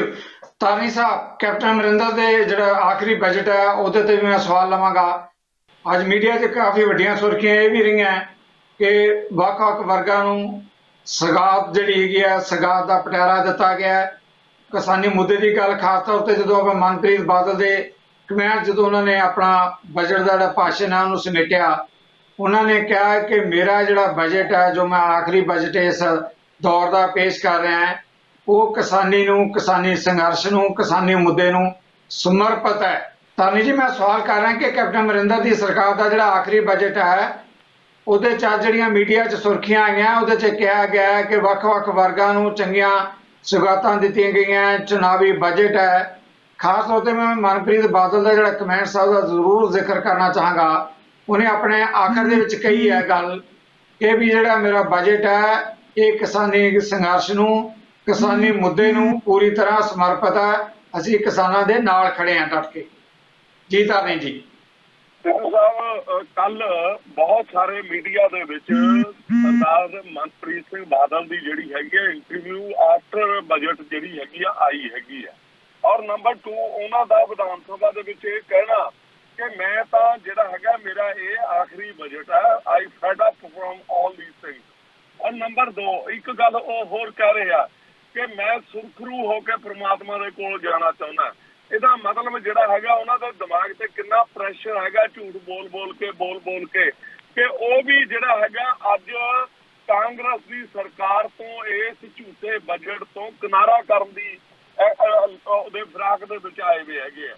ਔਰ ਦੂਜੀ ਗੱਲ, ਮੈਂ ਸਿੱਧੂ ਸਾਹਿਬ ਇੱਕੋ ਗੱਲ ਕੁਐਸਚਨ ਕਰਦਾ ਹੈਗਾ, ਜੇ ਕਾਂਗਰਸ ਦੇ ਨੁਮਾਇੰਦੇ ਹੈਗੇ ਆ ਸਵੈਸ ਸਾਹਿਬ ਬੈਠੇ ਆ, ਮੈਨੂੰ ਉਹ ਇੱਕ ਗੱਲ ਦੱਸ ਦੇਣ ਵੀ ਉਹ ਕਿਹੜਾ ਚੀਜ਼ ਹੈਗੀ ਆ। ਦੇਖੋ ਨਾ 100% ਦੇ ਵਿੱਚੋਂ 84% ਇਹ ਜਿਹੜਾ ਹੈਗਾ ਉਹਦਾ ਇੰਟਰਸਟ ਵਾਪਸ ਕਰ ਦਿੰਦੇ ਹੈਗੇ ਆ। 15% ਦੇ ਵਿੱਚ ਕਿਹੜੀਆਂ ਜਿਹੜੀਆਂ ਹੈਗੀਆਂ ਲੋਕਾਂ ਨੂੰ ਇਹ ਸਹੂਲਤਾਂ ਦੇ ਸਕਦੇ ਹੈਗੇ ਆ। ਇਹ ਉਵੇਂ ਦੀਆਂ ਹੀ ਗੱਲਾਂ ਹੈਗੀਆਂ ਕਿ ਪਿਛਲੀ ਵਾਰ ਇਹਨਾਂ ਨੇ ਕਿਹਾ ਕਿ ਜਨਾਨੀਆਂ ਦਾ ਜਿਹੜਾ ਹੈਗਾ 50% ਕਿਰਾਇਆ ਮਾਫ ਹੋਊਗਾ, ਔਰ ਬਾਅਦ ਦੇ ਵਿੱਚ ਕੀ ਹੋਇਆ, ਉਹ ਲਾਗੂ ਇਹ ਨਹੀਂ ਕੀਤਾ। ਐਤਕੀ ਉਹ ਫੁੱਲ ਕਰਤਾ, ਲਾਗੂ ਉਹ ਫੇਰ ਨਹੀਂ ਹੋਣਾ ਹੈਗਾ। ਇਸੇ ਤਰ੍ਹਾਂ ਪਹਿਲੇ ਬਜਟ ਦੇ ਵਿੱਚ ਹੀ ਤੁਹਾਨੂੰ ਯਾਦ ਹੋਵੇ ਤਾਂ ਮਨਪ੍ਰੀਤ ਬਾਦਲ ਜੀ ਨੇ ਇਹ ਗੱਲ ਕਹੀ ਕਿ ਅਸੀਂ ਇਹ ਪ੍ਰਾਵਧਾਨ ਲਿਆ ਰਹੇ ਹਾਂ ਕਿ ਮੋਟਰਸਾਈਕਲ ਤੇ ਜਿਹੜਾ ਹੈਗਾ ਮੋਟਰਸਾਈਕਲ ਟੈਕਸੀ ਜਿਹੜੀ ਹੈਗੀ ਆ ਸਟਾਰਟ ਕਰ ਦਾਂਗੇ। ਤਾਂ ਇੰਨੀਆਂ ਦੀਆਂ ਹਾਦਸਾ ਹੋਣੀਆਂ ਗੱਲਾਂ ਇਹ ਕੋਈ ਬਹੁਤ ਸਿਆਣੀਆਂ ਔਰ ਬੜੇ ਸੀਨੀਅਰ ਬੰਦੇ ਵਾਲੀਆਂ ਜਿਹੜੀਆਂ ਗੱਲਾਂ ਨਹੀਂ ਹੈਗੀਆਂ। Okay. ਦੇਖੋ Thank you. ਜਿਹੜਾ ਖਰਚਾ ਰੁਪਈਆ ਵਾਲੀ ਗੱਲ ਹੈਗੀ ਆ, ਬਲਕਿ ਮੈਂ ਕਹਿੰਦਾ ਵੀ ਆਮਦਨੀ ਆਨਾ ਖਰਚਾ ਰੁਪਈਆ। ਜੀ ਧਾਨੀ ਸਾਹਿਬ, ਮੈਂ ਦੁਬਾਰਾ ਆਵਾਂਗਾ ਇਸ ਮੁੱਦੇ ਤੇ। ਗਰਗ ਸਾਹਿਬ ਵੀ ਇਸ ਮੁੱਦੇ ਤੇ ਇੰਤਜ਼ਾਰ ਕਰ ਰਹੇ, ਮੈਂ ਜ਼ਰੂਰ ਸਵਾਲ ਲਵਾਂਗਾ। ਗਰਗ ਸਾਹਿਬ, ਜਿਹੜਾ ਮਨਪ੍ਰੀਤ ਬਾਦਲ ਨੇ ਬਜਟ ਪੇਸ਼ ਕੀਤਾ ਉਹਦੇ ਚ ਵੱਖ-ਵੱਖ ਵਰਗਾਂ ਦੀ ਗੱਲ ਤਾਂ ਕੀਤੀ ਹੈ, ਚਿੱਟੇ ਤੌਰ ਤੇ ਉਹਨਾਂ ਨੇ ਕਿਸਾਨੀ ਨੂੰ ਸਮਰਪਿਤ ਬਜਟ ਕਿਹਾ ਹੈ। ਜੀ ਗਰਗ ਸਾਹਿਬ।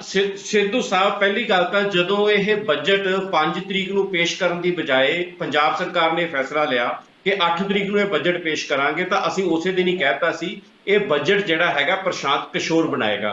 ਇਹਦੀ ਪੁਸ਼ਟੀ ਕੱਲ ਜਿਹੜੀ ਹੈ ਮਨਪ੍ਰੀਤ ਬਾਦਲ ਨੇ ਵੀ ਕਰਤੀ ਕਿ ਇਹ ਮੇਰਾ ਆਖਰੀ ਬਜਟ ਹੈ, ਕਿ ਜੇਕਰ ਬਜਟ ਪ੍ਰਸ਼ਾਂਤ ਕਿਸ਼ੋਰ ਨਹੀਂ ਬਣਾਉਣਾ ਹੈ ਤਾਂ ਮੇਰੇ ਫਾਈਨਾਂਸ ਮਿਨਿਸਟਰ ਰਹਿਣ ਦਾ ਕੀ ਤੁੱਕ ਬਣਦਾ ਹੈਗਾ। ਇਹ ਮੈਂ ਇਸ ਕਰਕੇ ਕਹਿ ਰਿਹਾ ਹੈਗਾ, ਇਹ ਉਹੀ ਪ੍ਰਸ਼ਾਂਤ ਕਿਸ਼ੋਰ ਨੇ, ਕਿਉਂਕਿ ਪੰਜਾਬ ਦੇ ਲੋਕ ਦੁੱਧ ਦੇ ਸੜੇ ਹੋਏ ਦਹੀਂ ਲੱਸੀ ਨੂੰ ਵੀ ਫੂਕਾ ਮਾਰ ਕੇ ਪੀਂਦੇ ਨੇ, ਕਿਉਂਕਿ ਇਹ ਪ੍ਰਸ਼ਾਂਤ ਕਿਸ਼ੋਰ ਲੋਕਾਂ ਦੇ ਦਿਮਾਗ ਦੇ ਨਾਲ ਖੇਡਦਾ ਹੈਗਾ।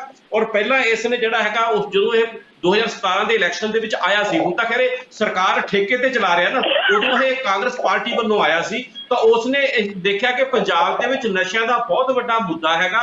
ਫਿਰ ਉਸਨੇ ਦੇਖਿਆ ਕਿ ਪੰਜਾਬ ਦੇ ਲੋਕਾਂ ਨੂੰ ਗੁਰਬਾਣੀ ਦੇ ਵਿੱਚ ਬਹੁਤ ਵਿਸ਼ਵਾਸ ਹੈਗਾ, ਤਾਂ ਗੁਟਕਾ ਸਾਹਿਬ ਫੜਾਤਾ ਕੈਪਟਨ ਸਾਹਿਬ ਦੇ ਹੱਥ ਦੇ ਵਿੱਚ, ਸਹੁੰ ਚੁਕਵਾਤੀ, ਲੋਕ ਭਾਵੁਕ ਹੋ ਗਏ ਤੇ ਉਹ ਇਹਨਾਂ ਦੀ ਸਰਕਾਰ ਆ ਗਈ। ਹੁਣ ਗੱਲ ਹੈਗੀ ਸਮਰਪਿਤ ਕਿਸਾਨਾਂ ਨੂੰ, ਕਿੰਨਾ ਕੁ ਕਿਸਾਨਾਂ ਨੂੰ ਸਮਰਪਿਤ ਹੈਗਾ, ਇਸ ਗੱਲ ਦਾ ਅੰਦਾਜ਼ਾ ਅਸੀਂ ਇਸ ਗੱਲ ਤੋਂ ਲਗਾ ਸਕਦੇ ਹਾਂ। ਇਲੈਕਸ਼ਨ ਤੋਂ ਪਹਿਲਾਂ ਕੈਪਟਨ ਸਾਹਿਬ ਹਰ ਥਾਂ ਤੇ ਕਹਿੰਦੇ ਸੀ, ਚਾਹੇ ਸ਼ਾਹੂਕਾਰਾਂ ਦਾ ਕਰਜ਼ਾ ਹੈਗਾ, ਚਾਹੇ ਬੈਂਕਾਂ ਦਾ ਕਰਜ਼ਾ, ਜਿਹਦੀ ਤਕਰੀਬਨ 90,000 ਕਰੋੜ ਰੁਪਈਆ ਬਣਦਾ ਸੀ। ਪਹਿਲੇ 4 ਸਾਲਾਂ ਦੇ ਵਿੱਚ ਇਹਨਾਂ ਨੇ 4624 ਕਰੋੜ ਰੁਪਈਆ ਪਾਸ ਕੀਤਾ ਹੈਗਾ, ਕਿਸਾਨਾਂ ਨੂੰ ਦਿੱਤਾ ਹੈਗਾ। ਔਰ ਇਸ ਬਜਟ ਦੇ ਵਿੱਚ 1186 ਕਰੋੜ ਰੁਪਈਆ ਕਿਸਾਨਾਂ ਵਾਸਤੇ ਰੱਖਿਆ, 526 ਕਰੋੜ ਜਿਹੜਾ ਰੁਪਈਆ ਹੈਗਾ ਬੇਜ਼ਮੀਨੇ ਯਾਨੀ ਕਿ ਖੇਤੀ ਜਿਹੜਾ ਮਜ਼ਦੂਰ ਹੈਗਾ ਉਹਨਾਂ ਵਾਸਤੇ ਰੱਖਿਆ। ਕੁੱਲ ਮਿਲਾ ਕੇ 1712 ਕਰੋੜ ਰੁਪਈਏ। ਸੋ ਇਹਦਾ ਮਤਲਬ ਹੋ ਗਿਆ ਜੇ ਇਹ ਵੀ ਵਿੱਚ ਲਗਾ ਲਿਆ ਜਾਏ ਤਾਂ ਟੋਟਲ 6336 ਕਰੋੜ ਰੁਪਈਆ ਹੋ ਗਏ। ਜੇਕਰ 90,000 ਦਾ ਵਾਅਦਾ ਕਰਕੇ ਤੇ ਉਸ ਦੀ ਬਜਾਏ 6336 ਕਰੋੜ ਰੁਪਈਆ ਦੇ ਕੇ ਜੇਕਰ ਤੁਸੀਂ ਸਾਨੂੰ ਸਮਰਪਿਤ ਬਜਟ ਦੱਸਦੇ ਹੋ, ਫਿਰ ਤਾਂ ਰੱਬ ਹੀ ਰੱਖਾ ਸਾਡਾ, ਫਿਰ ਤਾਂ ਇਸ ਤੋਂ ਅੱਗੇ ਕੁਝ ਵੀ ਨਹੀਂ ਹੋ ਸਕਦਾ। ਦੂਸਰੀ ਗੱਲ, ਇੱਕ ਚੀਜ਼ ਮੈਂ ਹੋਰ ਬੜੀ ਜਿਹੜੀ ਕਿ ਧਿਆਨ 'ਚ ਲੋਕਾਂ ਦੇ ਨਹੀਂ ਆਈ, ਉਹ ਲਿਆਉਣੀ ਚਾਹੁੰਦਾ ਹੈਗਾ।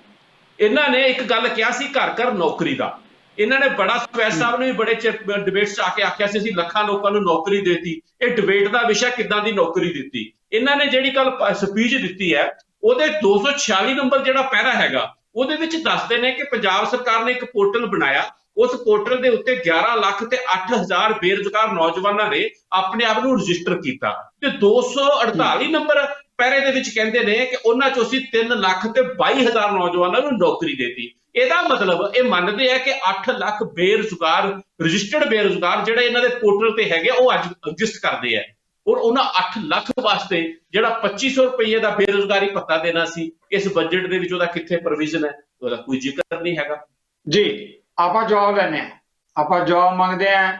ਸਵੈਸ ਸਾਹਿਬ, ਧਾਨੀ ਜੀ ਨੇ ਵੀ ਸਵਾਲ ਉਠਾਏ ਹੈ ਔਰ ਤੁਸੀਂ ਜਿਹੜਾ ਹੈਗਾ ਗਰਗ ਸਾਹਿਬ ਨੂੰ ਵੀ ਸੁਣਿਆ, ਕਿਸਾਨੀ ਦੇ ਮੁੱਦੇ ਦੀ ਵੀ ਗੱਲ ਕੀਤੀ ਹੈ, ਦੂਜੇ ਮੁੱਦਿਆਂ ਦੀ ਗੱਲ ਵੀ ਉਹਨਾਂ ਨੇ ਕੀਤੀ ਤੇ ਉਹਨਾਂ ਨੇ ਕਿਹਾ ਕਿ ਬਜਟ 'ਚ ਬਹੁਤ ਸਾਰੀਆਂ ਗੱਲਾਂ ਇਹੋ ਜਿਹੀਆਂ ਜਿਹੜੀਆਂ ਲੋਕਾਂ ਦੇ ਨਾਲ ਸਿਰਫ ਧੋਖਾ ਹੀ, ਸ਼ਬਦਾਂ ਦਾ ਹੇਰ ਫੇਰ ਹੀ ਹੈ, ਅਸਲ 'ਚ ਉਹਦੇ 'ਚ ਕੁਝ ਵੀ ਨਹੀਂ ਹੈ। ਦੇਖੋ, ਮੈਂ ਇਹ ਕਹਿ ਰਿਹਾ ਸੀ ਕਿ ਜਿਹੜੀਆਂ ਪੋਲੀਟੀਕਲ ਪਾਰਟੀਆਂ ਨੇ, ਆਮ ਆਦਮੀ ਪਾਰਟੀ ਹੋਈ ਤੇ ਆਪਣੇ ਅਕਾਲੀ ਦਲ ਜਾਂ ਜਿੰਨੇ ਹੋਰ ਲੋਕਾਂ ਨੇ ਜਿਹੜੇ ਸਾਡੇ ਬਜਟ ਦੀ ਜਿਹੜੀ ਪੜਚੋਲ ਕੀਤੀ ਹੈ, ਐਨਾਲਿਸਿਸ ਕੀਤੀ ਹੈ ਉਹਨਾਂ ਨੇ, ਉਹ ਸਾਰੀ ਗੱਲ ਤੋਂ ਇੱਕ ਤਾਂ ਸਪਸ਼ਟ ਹੈਗੀ ਹੈ ਕਿ ਜਿਹੜਾ ਬਜਟ ਬਣਾਇਆ ਗਿਆ ਹੈ, ਬਜਟ ਦੇ ਵਿੱਚ ਜੋ ਪ੍ਰਾਇੋਰਟੀਜ਼ ਸ਼ੋ ਕੀਤੀਆਂ ਗਈਆਂ ਹੋਈਆਂ ਨੇ, ਜੋ ਐਲੋਕੇਸ਼ਨਸ ਕੀਤੀਆਂ ਨੇ, ਉਹਨਾਂ ਤੇ ਕੋਈ ਜ਼ਿਆਦਾ ਕਿੰਤੂ ਪਰੰਤੂ ਨਹੀਂ ਹੈਗਾ।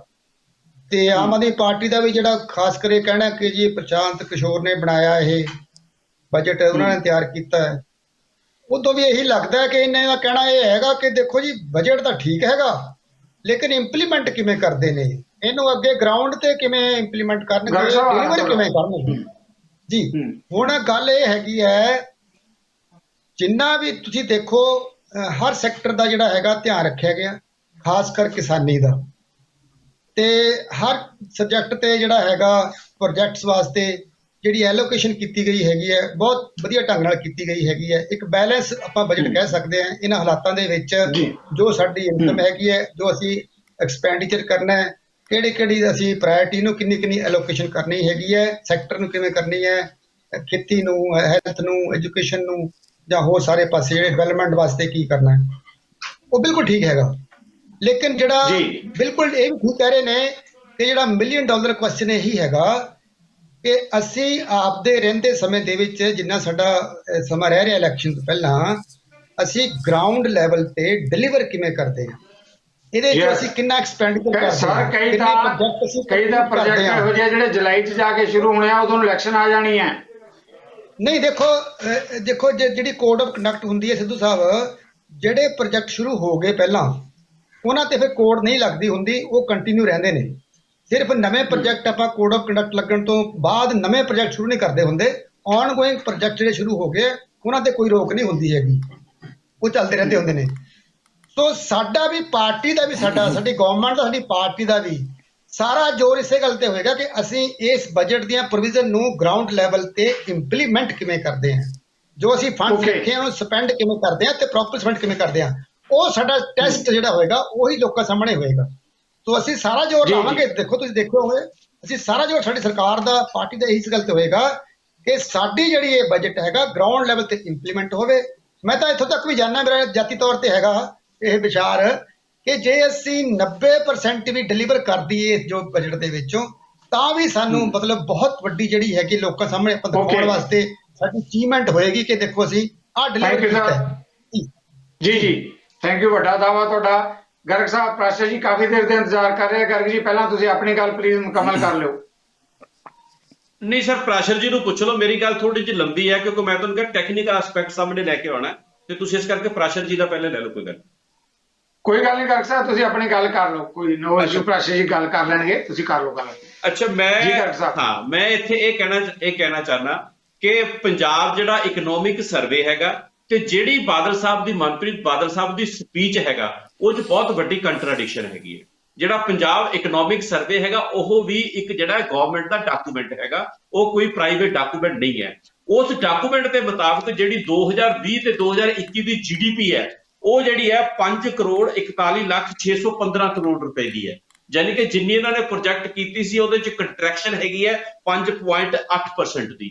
ਜਦ ਕਿ ਇੱਥੇ ਜਿਹੜੀ ਸਪੀਚ ਦੇ ਵਿੱਚੋਂ 6,06,530 ਕਰੋੜ ਦੀ ਕਹਿ ਰਹੇ ਨੇ। ਇਹ ਸ਼ਬਦਾਂ ਦਾ ਹੇਰਫੇਰ ਜਾਂ ਅੱਖਰਾਂ ਦਾ, ਅੰਕੜਿਆਂ ਦਾ ਹੇਰਫੇਰ ਇਸ ਕਰਕੇ ਹੈ, ਜਦੋਂ ਇਹ 5 ਕਰੋੜ ਤੇ 41 ਲੱਖ ਤੇ ਜਾਊਗੀ ਤਾਂ ਉਹਦੇ ਨਾਲ ਕੀ ਹੈਗਾ, ਜਿਹੜਾ ਇਹਨਾਂ ਦਾ ਫਿਸਕਲ ਡੈਫੀਸਿਟ ਹੈਗਾ, ਜਿਸ ਨੂੰ ਇਹ ਸਿਰਫ ਜਿਹੜਾ ਹੈਗਾ 4.69% ਦਿਖਾ ਰਹੇ ਨੇ GDP ਦਾ, ਉਹ 5.26% ਬਣ ਜਾਏਗਾ।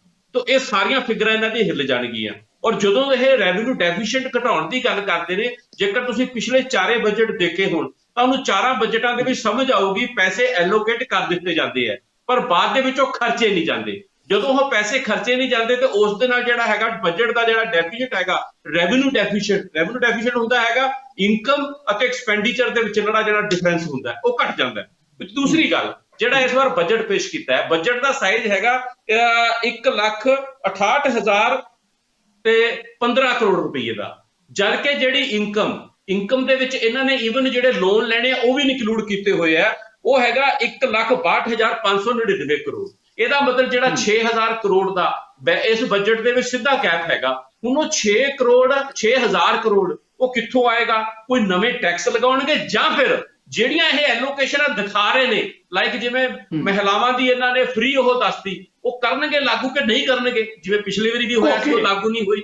ਔਰ ਉਸ ਤੋਂ ਵੱਡੀ ਗੱਲ, ਇੱਕ ਸਾਰਿਆਂ ਤੋਂ ਜਿਹੜਾ ਹੈਗਾ ਪੱਖ, ਸਰ ਇੱਕ ਮਿੰਟ, ਮੈਂ ਤੁਹਾਨੂੰ ਪਹਿਲਾਂ ਹੀ ਆਖਿਆ ਸੀ, ਮੈਨੂੰ ਅੱਧਾ ਹੋਰ ਦੇ ਦਿਓ। ਜਿਹੜੀ ਜਿਹੜਾ ਸਾਰਿਆਂ ਤੋਂ ਬਦਲ, ਜਾਨੀ ਕਿ ਦਿਲ ਕੰਬ ਜਾਂਦਾ ਹੈਗਾ ਜਿਸ ਚੀਜ਼ ਨੂੰ ਦੇਖ ਕੇ। 4 ਦਿਨ ਪਹਿਲੇ ਜਿਹੜਾ ਹੈਗਾ CAG ਦੀ ਰਿਪੋਰਟ ਜਿਹੜੀ ਇਸ਼ੂ ਹੋਈ ਹੈ, ਉਸ ਰਿਪੋਰਟ ਦੇ ਮੁਤਾਬਕ ਜਿਹੜਾ ਹੈਗਾ 2006-2007 ਦੇ ਵਿੱਚ ਜਦੋਂ ਅਕਾਲੀ ਸਰਕਾਰ ਬਣੀ, ਉਸ ਟਾਈਮ ਤੇ 40,000 ਕਰੋੜ ਰੁਪਏ ਦਾ ਪੰਜਾਬ ਦੇ ਜੁਮੇ ਕਰਜ਼ਾ ਸੀ। 2016-2017 ਜਿਹੜਾ ਕਿ ਆਖਰੀ ਸਾਲ ਸੀ ਅਕਾਲੀ ਗਵਰਨਮੈਂਟ ਦਾ, ਉਸ ਵਕਤ 1,53,000 ਕਰੋੜ ਰੁਪਏ ਦਾ ਕਰਜ਼ਾ ਸੀ। 2017 ਤੋਂ ਲੈ ਕੇ ਜਿਹੜਾ ਹੈਗਾ 2022, ਜਿਹੜਾ ਕਿ 21-22 ਦੀ ਗੱਲ ਕਰ ਰਹੇ, ਇਹਨਾਂ ਨੇ ਆਪਣੇ ਮੈਂਸ਼ਨ ਕੀਤਾ, ਮੈਂ ਨਹੀਂ ਕਹਿ ਰਿਹਾ, 2,73,00,000 ਜਿਹੜਾ ਹੈਗਾ ਕਰੋੜ ਦਾ ਕਰਜ਼ਾ ਹੋ ਜਾਏਗਾ। ਯਾਨੀ ਕਿ 1,20,000 ਕਰੋੜ ਰੁਪਏ ਦਾ ਕਰਜ਼ਾ ਇਹਨਾਂ 5 ਸਾਲਾਂ ਦੇ ਵਿੱਚ। ਔਰ ਜਿਹੜਾ ਸਰ ਇੱਕ ਮਿੰਟ ਸਰ, ਫਿਰ ਮੈਂ ਤੁਹਾਨੂੰ ਪਹਿਲਾਂ ਹੀ ਕਹਿ ਰਿਹਾ, ਜਿਹੜਾ ਗੱਲ ਮੇਰੀ ਕੰਪਲੀਟ ਨਹੀਂ ਹੋਈ ਹੈ, ਜਿਹੜਾ ਫਿਸਕਲ ਰਿਸਪੌਂਸਿਬਿਲਟੀ ਤੇ ਬਿਜ਼ਨਸ ਮੈਨੇਜਮੈਂਟ ਬਜਟ ਮੈਨੇਜਮੈਂਟ ਹੈਗੀ ਹੈ, ਉਹਦੇ ਮੁਤਾਬਕ ਵਿੱਤ ਮੰਤਰੀ ਨੂੰ ਅਗਲੇ 3 ਸਾਲਾਂ ਦਾ ਲੇਖਾ ਜੋਖਾ ਵੀ ਦੇਣਾ ਹੁੰਦਾ ਹੈ। ਉਸ ਲੇਖੇ ਜੋਖੇ ਦੇ ਮੁਤਾਬਕ 2024-25 ਦੇ ਵਿੱਚ ਪੰਜਾਬ ਦੇ ਜੁਮੇ 3,73,000 ਕਰੋੜ ਦਾ ਕਰਜ਼ਾ ਹੋਏਗਾ। ਅੱਜ ਜਿਹੜਾ ਹੈਗਾ ਸਾਡੀ GDP ਹੈਗੀ ਹੈ, ਇਸ ਦੇ ਵਿੱਚ ਉਹ ਕੰਪੋਨੈਂਟ ਵੀ ਹੈਗਾ ਜਿਹੜਾ ਕਿ ਸਾਨੂੰ GST ਦੇ ਵਿੱਚ 14% ਦੀ ਵਧੋਤਰੀ ਮਿਲਦੀ ਹੈ। 82% ਜਿਹੜਾ ਸਾਡਾ ਹੈਗਾ ਟੋਟਲ ਜਿਹੜੇ ਇਨਕਮ ਹੈਗੀ ਹੈ ਉਹਦਾ ਫਿਕਸ ਲਾਇਬਿਲਿਟੀ ਤੇ ਚਲਾ ਜਾਂਦਾ ਹੈ, ਸਿਰਫ 18% ਬਚ ਓਕੇ ਸਿਰਫ 18% ਬਚਦਾ ਹੈਗਾ, ਜਿਹੜਾ ਬਾਕੀ ਕੰਮਾਂ ਲਈ ਅਗਲੇ 2022 ਚੋਂ 18% ਵੀ ਖਤਮ ਹੋ ਜਾਏਗਾ। ਉਧਰੋਂ ਜਿਹੜਾ ਸਾਡਾ ਜਿਹੜਾ ਹੈਗਾ ਟੈਕਸ ਵੱਧਦਾ ਜਾਂਦਾ ਹੈ। Sir thank you very much sir. ਆਪਾਂ ਜਵਾਬ ਲੈ ਲਈਏ। ਥੈਂਕ ਯੂ, ਤੁਹਾਡਾ ਕਾਫੀ ਫਿਗਰਸ ਦੇ ਨਾਲ ਜਵਾਬ ਆ ਗਿਆ ਹੈ। ਆਪਾਂ ਜਵਾਬ ਵੀ ਲੈਣੇ ਆ ਤੇ ਪ੍ਰਾਸ਼ੀ ਦੇ ਕਮੈਂਟਸ ਵੀ ਲੈਣਾ ਚਾਹੁੰਦਾ ਹਾਂ। ਪ੍ਰਾਸ਼ੀ ਜੀ ਵੀ ਜਰਨਲਿਸਟ ਜਿਹੜਾ ਬਜਟ ਪੇਸ਼ ਕੀਤਾ ਗਿਆ ਹੈ, ਆਮ ਮੀਡੀਆ 'ਚ ਹੈ ਕਿ ਚੋਣਾਂ ਦੇ ਮੱਦੇਨਜ਼ਰ ਇਹ ਬਜਟ ਹੈ, ਕਿਵੇਂ ਦੇਖਦੇ ਹੋ? ਜਗਤਾਰ ਜੀ, ਇਹ 'ਚ ਕੋਈ ਸ਼ੱਕ ਨਹੀਂ ਕਿ ਮਨਪ੍ਰੀਤ ਬਾਦਲ ਨੇ ਆਪਣਾ ਜਿਹੜਾ ਆਖਰੀ ਬਜਟ ਪ੍ਰੈਜ਼ੈਂਟ ਕੀਤਾ ਹੈ ਕੱਲ੍ਹ ਪੰਜਾਬ ਵਿਧਾਨ ਸਭਾ 'ਚ, ਇਹ ਆਉਣ ਵਾਲੀਆਂ ਚੋਣਾਂ ਨੂੰ ਮੱਦੇਨਜ਼ਰ ਰੱਖਦੇ ਹੋਏ ਇਹ ਤਿਆਰ ਕੀਤਾ ਹੈ। ਇਹਦੇ ਵਿੱਚ ਕੋਈ ਨਵਾਂ ਟੈਕਸ ਨਹੀਂ ਔਰ ਸਮਾਂ ਕਿ ਕੰਸੈਸ਼ਨਾਂ ਦੀ ਬਸ਼ਾਰ ਕੀਤੀ ਹੋਈ ਹੈ। ਔਰ ਜਿਸ ਤਰ੍ਹਾਂ ਕਿ ਆਪਾਂ ਆਮ ਗੱਲਾਂ ਕਰਦੇ ਰਹਿੰਦੇ ਹਾਂ, ਸਭ ਤੋਂ ਜ਼ਿਆਦਾ ਸਰਕਾਰ ਦਾ ਧਿਆਨ ਜਿਹੜਾ ਹੈ ਉਹ ਕਿਸਾਨਾਂ ਨੂੰ ਖੁਸ਼ ਕਰਨ ਦੇ ਉੱਤੇ, ਉਹਨਾਂ ਨੂੰ ਰਿਲੀਫ ਦੇਣ ਦੇ ਉੱਤੇ ਰਿਹਾ ਕਿ ਇਹ ਸਰਕਾਰ ਨੇ ਇੱਕ ਵਾਰੀ ਫਿਰ ਅਨਾਊਂਸ ਕੀਤਾ ਹੈ ਕਿ ਆਪਾਂ ਜਿਹੜੇ ਐਗਰੀਕਲਚਰ ਸੈਕਟਰ ਨੂੰ ਫ੍ਰੀ ਪਾਵਰ ਬਿਜਲੀ ਪਾਣੀ ਦਿੰਦੇ ਹਾਂ ਉਹ ਚੱਲਦਾ ਰਹੇਗਾ। ਉਸ ਤੋਂ ਇਲਾਵਾ ਜਿਹੜਾ ਡੈਟ ਵੇਵਰ ਹੈ ਉਹ ਇਹਨਾਂ ਨੇ ਹੋਰ ਅਨਾਊਂਸ ਕੀਤਾ ਹੈ, loans to the extent of 1186 crore ਇਹ ਇਹਨਾਂ ਨੇ ਹੋਰ ਕੀਤਾ ਹੈ। ਔਰ ਇਸ ਸਾਲ 526 ਕਰੋੜ ਜਿਹੜੇ ਕਰੋੜ ਰੁਪਇਆ ਲੈਂਡਲੈਸ ਵਰਕਰ ਲਈ ਵੀ ਕੀਤਾ ਗਿਆ। ਇਸ ਤੋਂ ਬਾਅਦ ਕਿ ਇਹਨਾਂ ਨੇ ਇੱਕ ਨਵੀਂ ਸਕੀਮ ਸ਼ੁਰੂ ਕੀਤੀ ਹੈ, ਕਾਮਯਾਬ ਕਿਸਾਨ ਖੁਸ਼ਹਾਲ ਪੰਜਾਬ। ਇਹਦੇ ਲਈ ਵੀ ਬਜਟ ਦੇ ਵਿੱਚ 3,780 ਕਰੋੜ ਰੁਪਏ ਦਾ ਪ੍ਰੋਵੀਜ਼ਨ ਕੀਤਾ ਗਿਆ। ਇਨ ਸ਼ਾਰਟ ਜਿਹੜੀ ਮੈਂ ਗੱਲ ਕਹਿਣਾ ਚਾਹੁੰਦਾ ਉਹ ਇਹ ਹੈ ਕਿ ਇਹਦੇ ਵਿੱਚ ਮਨਪ੍ਰੀਤ ਬਾਦਲ ਨੂੰ ਜੋ ਟਾਸਕ ਜਿਹੜਾ ਸੀ ਕੈਪਟਨ ਅਮਰਿੰਦਰ ਨੇ ਦਿੱਤਾ ਸੀ ਜਾਂ ਕਾਂਗਰਸ ਪਾਰਟੀ ਨੇ ਦਿੱਤਾ ਸੀ, ਉਹ ਉਹਨਾਂ ਨੇ ਬੜਾ ਬਖੂਬੀ ਨਿਭਾਇਆ। ਫਿਗਰਾਂ ਦੀ ਹੇਰ ਫੇਰ ਕਰੋ ਜਾਂ ਜਿੱਥੋਂ ਵੀ ਉਹ ਪੈਸੇ ਆ ਸਕਣ, ਲੇਕਿਨ ਨਾਲ ਇਹ ਵੀ ਹੈ ਕਿ ਇਹਨਾਂ ਦੀ ਜਾਣੇ ਕੇਂਦਰ ਸਰਕਾਰ ਵੱਲੋਂ ਵੀ ਮਦਦ ਹੋਈ ਹੈ, ਕਿਉਂਕਿ ਜਿਹੜਾ 5th ਫਾਈਨਾਂਸ ਕਮਿਸ਼ਨ ਹੈ ਉਹਨੇ ਵੀ ਪੰਜਾਬ ਦਾ ਜਿਹੜਾ ਸੈਂਟਰਲ ਡੈਵੋਲੂਸ਼ਨ ਆਫ ਫੰਡਸ ਦੇ ਵਿੱਚ ਜਿਹੜਾ ਇਹਨਾਂ ਦੀ ਪਰਸੈਂਟੇਜ ਸੀ ਉਹਨੂੰ ਵਧਾਇਆ। ਉਹਦੇ ਕਰਕੇ ਇਹਨਾਂ ਨੂੰ ਕਾਫੀ ਰਿਲੀਫ ਮਿਲਿਆ। ਔਰ ਦੂਜੇ ਪਾਸੇ ਇਹ ਹੈ ਕਿ ਕਰੋਨਾ ਦੀ ਮਾਰ ਤੋਂ ਬਾਅਦ ਪੰਜਾਬ ਦੀ ਇਕਨੋਮੀ ਹੌਲੀ ਹੌਲੀ ਇੱਕ ਵਾਰੀ ਫੇਰ ਉੱਭਰ ਰਹੀ ਹੈ, ਜਿਸ ਕਰਕੇ GST ਕਲੈਕਸ਼ਨ, ਸਿਮਿਲਰਲੀ ਐਕਸਾਈਜ਼ ਤੋਂ ਜਿਹੜੀ ਕਲੈਕਸ਼ਨ ਹੈ ਉਹ ਐਤਕੀ ਇਹਨਾਂ ਨੂੰ 7,000 ਕਰੋੜ ਰੁਪਏ ਤੋਂ ਜ਼ਿਆਦਾ ਮਿਲੇਗਾ। ਤਾਂ ਪਹਿਲੇ ਨਾਲੋਂ ਇਹਨਾਂ ਦੀ ਜਿਹੜੀ ਫਾਈਨੈਂਸ਼ੀਅਲ ਪੋਜੀਸ਼ਨ ਹੈ ਉਹ ਸੌਖੀ ਹੈ। ਲੇਕਿਨ ਨਾਲ ਹੀ ਮੇਰੇ ਦੋਸਤ ਨੇ ਗਰਗ ਸਾਹਿਬ ਨੇ ਦੱਸਿਆ ਹੈ ਕਿ ਜਿਹੜਾ ਕਰਜ਼ੇ ਦਾ ਜਿਹੜਾ ਹੈਗਾ ਇਹਨਾਂ ਦਾ ਜਿਹੜਾ ਬੜੀ ਭਿਆਨਕ ਸਥਿਤੀ ਹੈ ਉਹ ਵੱਧਦਾ ਹੀ ਜਾ ਰਿਹਾ ਹੈ। ਔਰ ਬਾਈ ਦਾ ਟਾਈਮ ਕਰੰਟ ਫਾਈਨੈਂਸ਼ੀਅਲ ਈਅਰ ਖਤਮ ਹੁੰਦਾ ਤਾਂ 2 ਲੱਖ ਕਰੋੜ ਰੁਪਏ ਦਾ ਕਰਜ਼ਾ ਪੰਜਾਬ ਦੇ ਸਿਰ ਖੜਾ ਹੋ ਜਾਣਾ।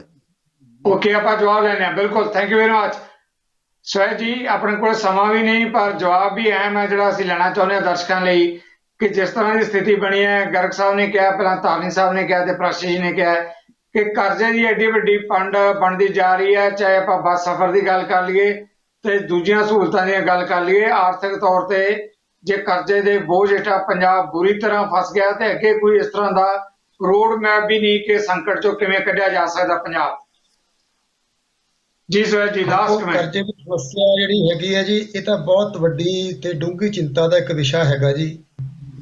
ਤੇ ਉਸੇ ਨੂੰ ਧਿਆਨ 'ਚ ਰੱਖ ਕੇ ਤੁਸੀਂ ਦੇਖਿਆ ਹੋਏਗਾ ਕਿ ਬੇਸ਼ੱਕ ਕੇਂਦਰ ਸਰਕਾਰ ਨੇ ਇਸ ਸਾਲ ਕੋਵਿਡ ਕਰਕੇ ਜਿਹੜੀ ਲੋਨ ਦੀ ਅੱਗੇ 3% GDP ਤਾਂ ਲੈ ਸਕਦੇ ਸੀਗੇ, ਹੁਣ ਇਸ ਵਾਰੀ 5% ਜਿਹੜੀ ਹੈਗੇ 2% ਵਧਾਤਾ, 5% ਕਰਤਾ, ਸਟੇਟਸ ਨੂੰ ਲਿਬਰਟੀ ਦੇ ਦਿੱਤੀ ਲੈ ਸਕਦੇ ਨੇ। ਲੇਕਿਨ ਬਾਵਜੂਦ ਉਸ ਪਰਮਿਸ਼ਨ ਦੇ ਤੇ ਸਾਡੇ ਫਾਈਨਾਂਸ ਮਿਨਿਸਟਰ ਸਾਹਿਬ ਨੇ ਉਹ ਨਹੀਂ 1% ਹੀ ਰੱਖਿਆ ਕਿ 4% ਜਿਹੜਾ ਹੈਗਾ ਸੀ ਉਹ ਲੋਨ ਉਨਾ ਹੀ ਲਵਾਂਗੇ, ਉਸ ਤੋਂ ਜ਼ਿਆਦਾ ਨਹੀਂ ਲਵਾਂਗੇ। ਹਾਂ, ਲੋਨ ਲੈਣਾ ਪੈਂਦਾ ਹੁੰਦਾ ਹੈ, ਜੋ ਸਟੇਟ ਦੀ ਜਿਹੜੀ ਹੈਗੀਆਂ ਫਾਈਨਾਂਸਿਸ ਇੱਦਾਂ ਹੁੰਦੇ ਨੇ, ਕਰਨਾ ਪੈਂਦਾ ਹੈਗਾ, ਇਹ ਸਾਰੇ ਹੀ ਲੈਂਦੇ ਨੇ। ਤੇ ਲੇਕਿਨ ਹੌਲੀ ਹੌਲੀ ਇਨ ਲੌਂਗ ਰਨ ਜਿਹੜਾ ਹੈਗਾ ਆਪਾਂ ਨੂੰ ਉਹ ਜਿਹੜਾ ਹੈਗਾ ਲੋਨ ਦਾ ਉਹਦਾ ਜਿਹੜਾ ਪ੍ਰਬੰਧ ਹੈਗਾ ਖਤਮ ਕਰਨ ਦਾ, ਘਟਾਉਣ ਦਾ, ਉਹ ਜ਼ਰੂਰ ਕਰਨਾ ਪਏਗਾ। ਇਹ ਵੱਡੀ ਚੁਣੌਤੀ ਹੈ, ਬਹੁਤ ਵੱਡੀ ਚੁਣੌਤੀ ਹੈ ਜੀ। ਇੱਕ ਦੂਜੀ ਗੱਲ ਮੈਂ ਇੱਕ ਛੋਟੀ ਜਿਹੀ ਗੱਲ ਕਰਨੀ ਚਾਹੁੰਦਾ ਹੈ ਕਿ ਇਹਨਾਂ ਜਿਹੜੇ ਸਾਡੇ 4 ਸਾਲ ਜਿਹੜੇ ਹੋਏ ਨੇ, ਇਹ ਆਪਾਂ ਓਵਰਆਲ ਦੇਖੀਏ ਜੇ ਤਾਂ ਮਨਪ੍ਰੀਤ ਬਾਦਲ ਨੇ ਇੱਕ ਬੈਲੈਂਸ ਰੱਖਣ ਦੀ ਕੋਸ਼ਿਸ਼ ਕੀਤੀ ਹੈ ਕਿ ਸਟੇਟ ਦੇ ਜਿਹੜੇ ਫਾਈਨੈਂਸ਼ੀਅਲ ਸਟੇਟ ਸੀਗੇ, ਸਾਡੀ ਮੁਸ਼ਕਿਲ ਸੀਗੀ ਸਟੇਟ ਦੀ, ਪੰਜਾਬ ਦੀ ਖਾਸ ਕਰਕੇ, ਉਹਨਾਂ ਨੂੰ ਮੁਸ਼ਕਿਲਾਂ ਨੂੰ ਵਧਾਉਣ ਦੀ ਮਤਲਬ ਹੈਗੀ ਹੈ, ਉਹ ਘਟਾਇਆ, ਵਧਣ ਨਹੀਂ ਦਿੱਤੀ ਹੈਗੀ ਹੈ, ਉਹਨਾਂ ਨੂੰ ਘਟਾਇਆ। ਸਾਡਾ ਕੁਛ ਨਾ ਕੁਛ ਉਹਨਾਂ ਨੇ ਰਿਲੀਫ ਜਿਹੜੀ ਹੈਗੀ ਹੈ, ਜਿਵੇਂ ਇੱਕ ਕਹਿੰਦੇ ਨੇ ਕਿ ਜ਼ਿੰਮੇਵਾਰ ਪਰਿਵਾਰ ਦੇ ਵਿੱਚ ਜਿਹੜਾ ਹੈੱਡ ਹੁੰਦਾ ਹੈ ਉਹਨੂੰ ਜ਼ਿੰਮੇਵਾਰ ਕੇ ਜਿਹੜੇ ਪਰਿਵਾਰ ਦੇ ਫੰਡਸ ਜਾਂ ਫਾਈਨੈਂਸ਼ੀਅਲ ਪੋਜੀਸ਼ਨ ਹੈਗੀ ਉਹ ਦੇਖਣੀ ਪੈਂਦੀ ਹੈ। ਇਸੇ ਤਰ੍ਹਾਂ ਇਹਨਾਂ 4 ਸਾਲਾਂ ਦੇ ਵਿੱਚ ਵੀ, ਹੁਣ 5ਵੇਂ ਸਾਲ ਦੇ ਵਿੱਚ ਵੀ ਉਹਨਾਂ ਨੇ ਬੜਾ ਇੱਕ ਜਿਹੜੇ ਜ਼ਿੰਮੇਵਾਰੀ ਵਾਲਾ ਰੋਲ ਨਿਭਾਇਆ ਹੈ ਕਿ ਆਪਣੀ ਸਟੇਟ ਨੂੰ, ਆਪਣੇ ਸੂਬੇ ਨੂੰ ਬਹੁਤ ਜ਼ਿਆਦਾ ਜਿਹੜੀ ਮਾੜੇ ਹਾਲਾਤਾਂ ਵਿੱਚ ਨਾ ਜਾਣ ਦਿੱਤਾ ਜਾਵੇ, ਉਧਰੋਂ ਬਚਾਉਣ ਦੀ ਕੋਸ਼ਿਸ਼ ਕੀਤੀ ਹੈ ਜੀ। ਮਿਹਰਬਾਨੀ, thank you very much.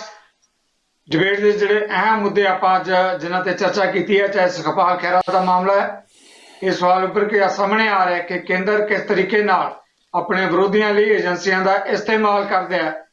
Budget ਦੇ ਬਾਰੇ ਸਰਕਾਰੀ ਤੌਰ ਤੇ ਕੈਪਟਨ ਅਮਰਿੰਦਰ ਦੇ ਵੱਲੋਂ ਆਪਣੇ ਤੌਰ ਤੇ ਮਨਪ੍ਰੀਤ ਬਾਦਲ ਨੇ ਦਾਅਵੇ ਕੀਤੇ ਗਏ ਹੈ, ਵਿਰੋਧੀ ਧਿਰਾਂ ਨੇ ਵੀ ਬਹੁਤ ਵੱਡੇ ਸਵਾਲ ਉਠਾਏ ਹੈ।